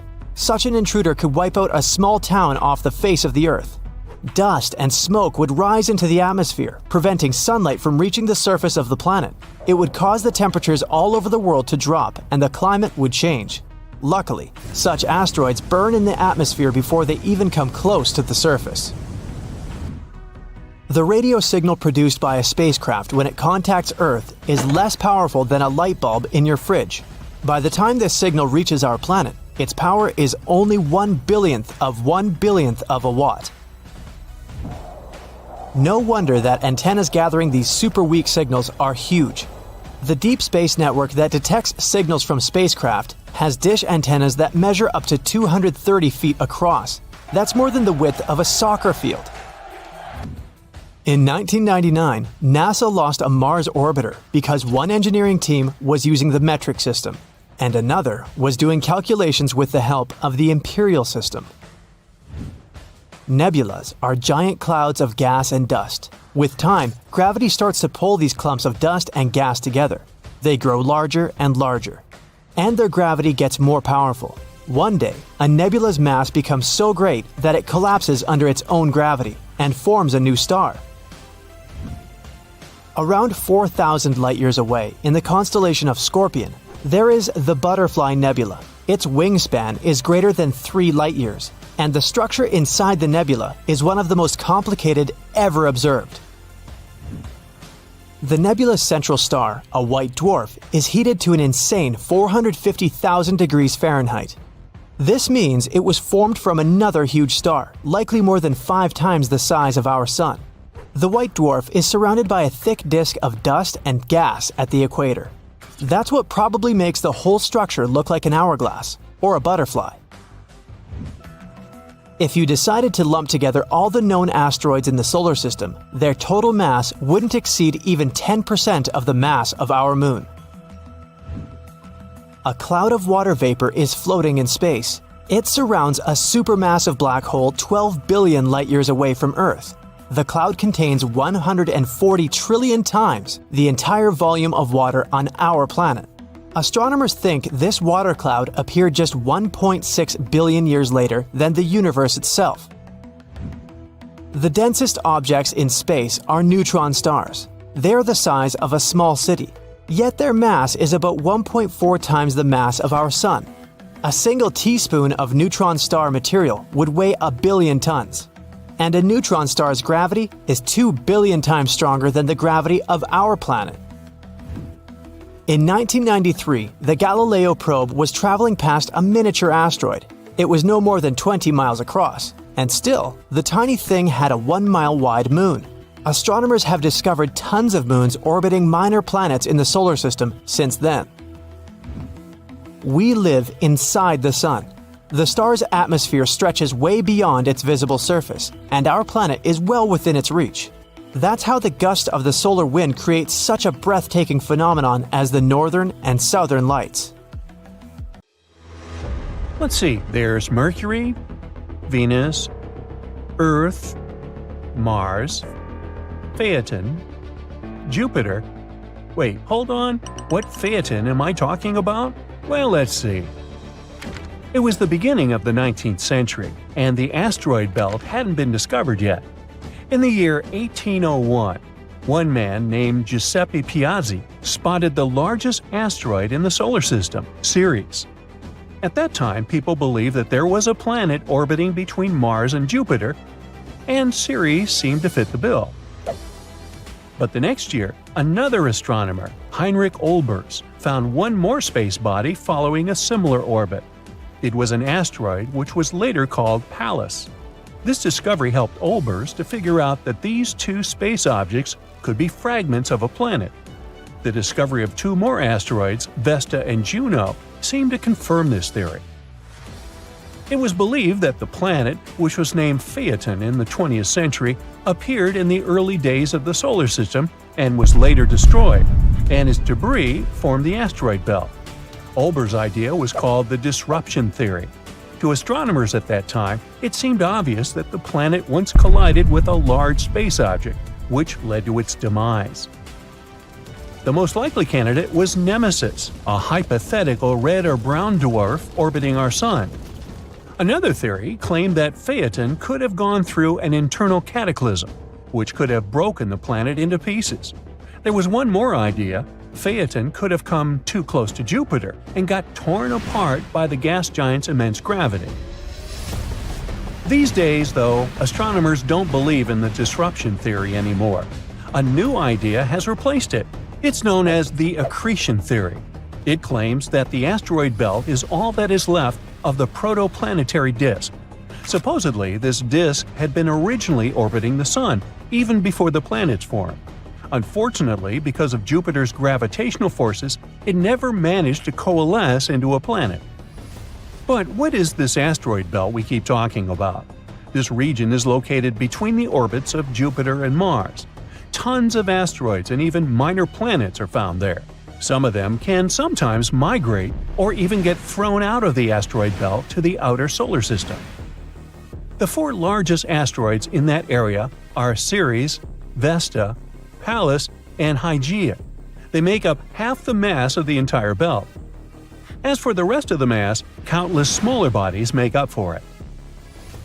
In loads of sci-fi movies about space, the main character gets into an asteroid belt and has to try hard to get away from countless rocks threatening to smash their spacecraft. Well, it has nothing to do with the real thing. Even though there are thousands of asteroids in this region, they're so widely spaced that the chance of collision is next to nothing. Hey, but it's a movie, right? Anyway, when the asteroid belt was forming, some objects started to come together and form what we know as protoplanets. But the gravitational pull that was caused by the formation of Jupiter made such collisions too rough, and instead of forming large space bodies like planets, asteroids shuddered. Astronomers think that as a result of such collisions, more than 99.99% of the original mass of the asteroid belt was lost in the first 100 million years of the history of the solar system. Only the largest asteroids have enough gravity to get a spherical shape. Small ones are just often piles of rubble, loosely held together by gravity. And the tiniest objects in the asteroid belt resemble dust, so small they are. And all these objects, giant and tiny, orbit the Sun. There are several types of asteroids, depending on their composition and albedo, which is the proportion of light or radiation reflected by a surface. The main types are carbon asteroids, which have a very dark surface, silicon ones, you can also call them stone asteroids, and metal ones. The first two types account for around 75% and 17% of asteroids that we know about. For the first time, the asteroid belt was crossed by a spacecraft in 1972. It was the Pioneer 10 space probe. The spaceship managed to refute the theory that the belt was filled with dust that could easily damage all gadgets on board. It didn't happen. And since that time, 8 more probes have traveled through the asteroid belt. And now, I'm going to tell you some cool facts about the solar system itself. Try to count how many of these facts you've known before and write your answer down in the comments below. The solar system is a staggering 4.5 billion years old. Scientists came to this conclusion after studying meteorites, the oldest material they managed to find. But our solar system isn't the only one in the Milky Way galaxy. The galaxy we live in houses about 100 billion star systems. And if it's just our galaxy alone, what can we say about the whole universe? Now, our Sun is also insanely massive. Here's the proof. 99.86% of all the mass of the solar system is the mass of the Sun, in particular hydrogen and helium that it's made of. The remaining 0.14% is mostly the mass of the solar system's 8 planets. Oh, by the way, contrary to popular misconception, outer space isn't a perfect vacuum. It contains not only stars and planets, but also clouds of interstellar dust, space plasma, and cosmic rays. Those are atom fragments dashing from the outskirts of the solar system. Now, one phenomenon astronauts should worry about while exploring space is cold welding. If two pieces of the same kind of metal touch in space, they bond and get permanently stuck together, kind of like galaxy glue. It doesn't happen on Earth since water and air keep pieces separate. You can see solar eclipses even though the Moon is 400 times smaller than the Sun. It's also 400 times closer to Earth, so it's perfectly capable of obscuring the star. But in 600 million years, the Moon won't be able to block the Sun completely because of the satellite's changing orbit. Behind the orbit of Neptune, there is the mysterious Kuiper belt, filled with massy, icy objects. The most curious thing about this space formation, though, is that the scientists fail to explain the pattern of its movement. The only explanation they have is that Neptune might be hiding a ginormous planet. This hypothetical planet has already got the name Planet 9, and all we have to do is wait until its existence is confirmed, or not. The ocean on Jupiter is larger than any body of water on other planets of the solar system. But it's not the ocean you think about. The one on Jupiter isn't made of water. This mesmerizing thing consists of metallic hydrogen, and its depth is around 25,000 miles, which is actually almost the same as the circumference of Earth. Now, people got to know about beautiful Saturn's rings in the 1600s, but now we know that Saturn isn't the only ringed planet. All the giant gas planets, Uranus, Neptune, and Jupiter, have rings of their own, but they're thin and almost impossible to see. As for Mars, Venus, and Earth, they're made of rocky material and have no rings. At the same time, Saturn's moon Rhea might have a ring system consisting of 3 narrow bands. If astronomers manage to confirm it, it'll be the first time for people to discover rings around a moon. Oh, and Mars might get a set of rings of its own in the next 70 million years. The red planet's largest moon, called Phobos, is orbiting closer and closer to the planet. One day it's likely to get broken apart by the gravitational pull of the red planet and turn into a ring that can last for millions of years. And another cool fact about Mars. You've probably heard of methane gas, a byproduct of such natural processes as volcanic activity and cow emissions. Anyways, this gas is not only a part of the Martian atmosphere, but also the thing that confuses astronomers to no end. The thing is that the volume of methane on Mars keeps wavering, and scientists just can't figure out where it might be coming from.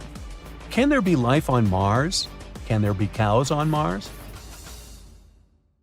Now, Jupiter used to be flat and look like an M&M candy. Now I'm hungry. And it wasn't the only flat pattern in our solar system. Turns out there are tons of things that can go wrong during a planet's formation, like locking up to the sun or getting whooshed into open space. Let's check it out. The Earth isn't flat, but Jupiter might have been. Instead of being a big round ball, gas giants in our system might have started more like flat pancakes. Jupiter is one of the oldest of our neighbors. It's 4.6 billion years old, just like our Sun. And when it was just a baby planet, it likely formed through a process called disk instability. It all begins with stars. When a star is forming, it doesn't look like a round object. It's more like a big disk of stuff. During this stage, really hot winds made of charged particles blow out. The dust in that disk contains stuff like carbon and iron. Some of them collide and stick together, forming bigger objects. Dust turns into pebbles, pebbles turn into rocks, and rocks bump into each other, getting bigger. Gas in the disks helps all these solid bits stick together. Some break apart, but others stick around, and they're the ones that become the basic pieces of planets. They're called planetesimals. Even gas giants like Jupiter started off as tiny specks of dust, smaller than a human hair. Eventually, they formed their own big ring-shaped disks of gas. They began to spin around our Sun, growing bigger by gathering gas and rocks like snowballs. Gas giants are special. They were born from the colder parts of the disk. In cold areas, molecules are slower, which makes them easier to grab. In these places, water could freeze, and tiny ice pieces stick together and are mixed with dust. These dirty snowballs gather up and then form cores of huge planets, like Jupiter, Saturn, Uranus, and Neptune. In the warmer areas closer to the star, rocky planets like Mercury, Venus, Earth, and Mars start to form.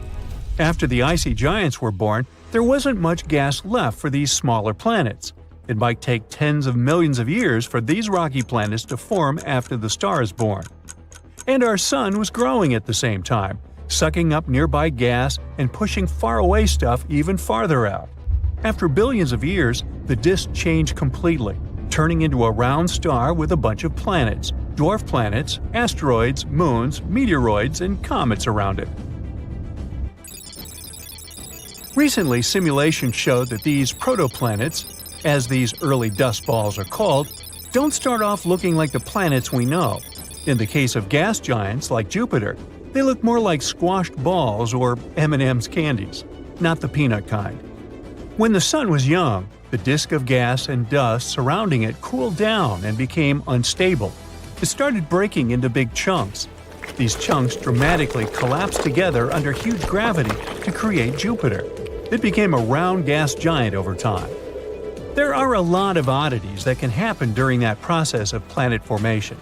Ever wonder why Venus or Uranus spin in the opposite way compared to other planets? Usually, when things form from a spinning disk of gas, they tend to spin in the same direction. For example, if you spin a bunch of balls on a string, they all twirl in the same way. So, theoretically, all planets should spin in the same direction too. But there are a lot of fast-moving objects like comets and asteroids in our solar system. When they smash into planets, especially during their early days, this collision might send the planets to spin in the opposite direction. Venus and Uranus probably survived a massive collision. Luckily, they weren't repelled to outer space. The gravity from the Sun and nearby planets pulled them back into place. There are also so-called tidally locked planets. These are celestial bodies that spin in a way where one side always faces their star, while the other side remains in perpetual darkness. So, one side is always very hot, while the other is extremely cold.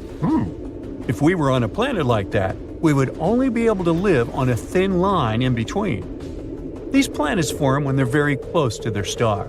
The gravitational forces are extremely strong, and over time, these forces slow down the planet's rotation until it matches the time it takes to orbit the star.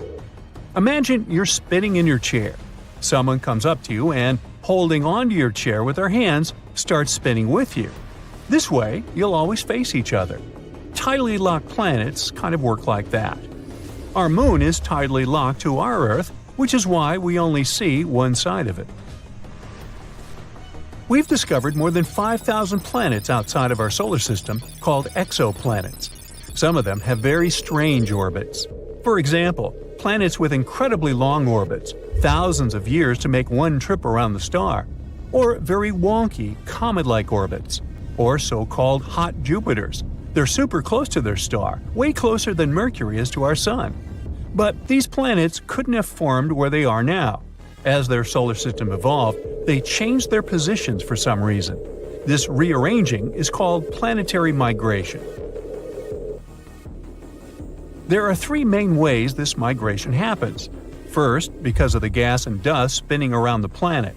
When a planet is bumping into this stuff, it can create spiral patterns in the gas.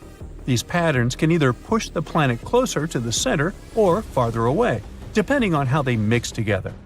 It's called a gas-driven migration. This is what Jupiter experienced when it moved closer to the Sun billions of years ago.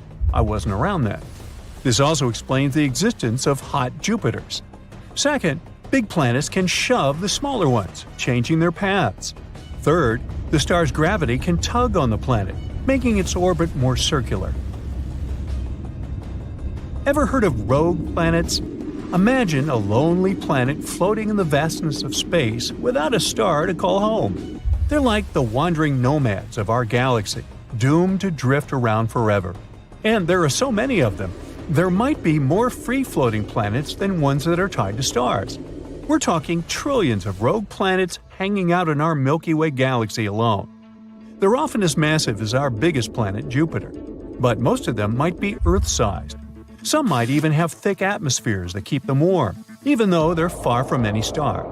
Some of them might have wild auroras, while others could host moons with liquid water, a potential haven for life. There's even a chance that they might contain extraterrestrial life. These planets might bump into other stars or even entire planetary systems as they journey through space. Sometimes they might get caught in a star's gravity for a while before getting flung back out into space. But how are they born? Sometimes, during this chaotic process of planet formation, not all planets can manage to stay close to their parent stars. Some of them get kicked out of their solar systems due to powerful gravitational interactions with other planets or passing stars. These ejected planets become rogue planets. In 2012, astronomers found a solar system from the very beginning of the universe. This system included a star and two planets.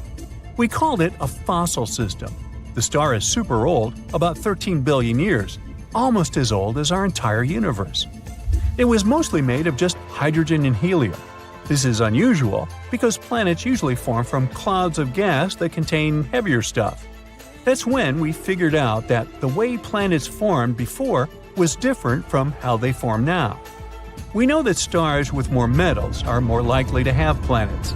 In astronomy lingo, metals means any chemical element other than hydrogen and helium. But in the early universe, there weren't many metals. Most of them were created inside stars and then spread out into space when those stars blew up. So, when did the very first planets form? This newly discovered system helps answer these questions. Its two giant planets are orbiting a star that's incredibly low in metals and extremely old. This should be really rare, if not impossible, but they exist. This means that maybe there are more planets in metal-poor systems than we thought. Studying them will help us learn more about the history of planet formation. When a team of astronomers embarked on an ambitious project to craft a comprehensive 3D depiction of our galaxy, they anticipated standard findings. Yet, they stumbled upon something completely unexpected. Dr. Anna Banaka, a distinguished scientist from Harvard, detected an unusual interference in the stellar streams of our galaxy. These stellar streams are essentially pathways of stars that traverse galaxies in unison. The specific stream in focus, named GD1, spans a remarkable distance across our celestial canvas. Historically, this stream maintained a consistent line, molded by the galaxy's gravitational pull. However, Dr. Banaka observed an anomaly, a gap with an irregular outline. It appeared as though a massive entity had recently burst through GD1, its gravitational prowess pulling stars along its path. Intriguingly, telescopes couldn't pinpoint what caused this disruption. The burning question then was, what could this invisible force possibly be? I hope this unknowable force doesn't stop you from clicking the subscribe button, giving it a like, and hitting the bell. Your support is very important. Thank you. There's a hypothesis that an unfamiliar star could be the culprit. However, Dr. Banaka believes that the size of this disturbance is much larger than any known star. It would need to be a staggering 1,000,000 times the mass of our Sun. But let's consider another possibility. What if a gargantuan black hole, akin to the one at our galaxy's core, caused this disruption in the Milky Way? If two such black holes neared each other, they might get trapped in their mutual gravitational pull, leading to a potential catastrophic collision. Then, the stronger of the two holes would consume the weaker one, and one huge supermighty black hole would appear. But people have yet to witness a collision of black holes. Plus, scientists can't predict the consequences of such a merge, even though they've simulated it on powerful computers. The only obvious fact is that it would produce incredible amounts of energy. Huge ripples would travel through the entire universe, bound to hit our planet eventually. Then again, two black holes in one galaxy might refuse to merge. Imagine this. A supermassive black hole hundreds of millions of times the mass of the Sun is spinning in the center of the Milky Way at a phenomenal speed. Another spinning black hole approaches ours. What do you think will happen? Right. One of the holes, most likely the intruder, will get kicked out and sent hurtling away like a frisbee flying through space. And who can guarantee that it wouldn't head toward the Earth? Luckily for us, there aren't any supermassive black holes in the vicinity, so this theory fails to explain the mysterious bullet hole phenomenon. Dr. Banaka still doesn't rule out the possibility that the intruder is some kind of luminous, star-like object. After tearing a hole in the Milky Way, it could be hiding somewhere in the galaxy. But again, it seems highly unlikely because of the object's huge size. I mean, we're talking 30 to 65 light-years across. In any case, predicting the location of this mysterious intruder is as challenging as guessing where your missing sock disappears to after laundry day. Speaking of things disappearing, don't let this channel vanish from your feed. Hit that subscribe button.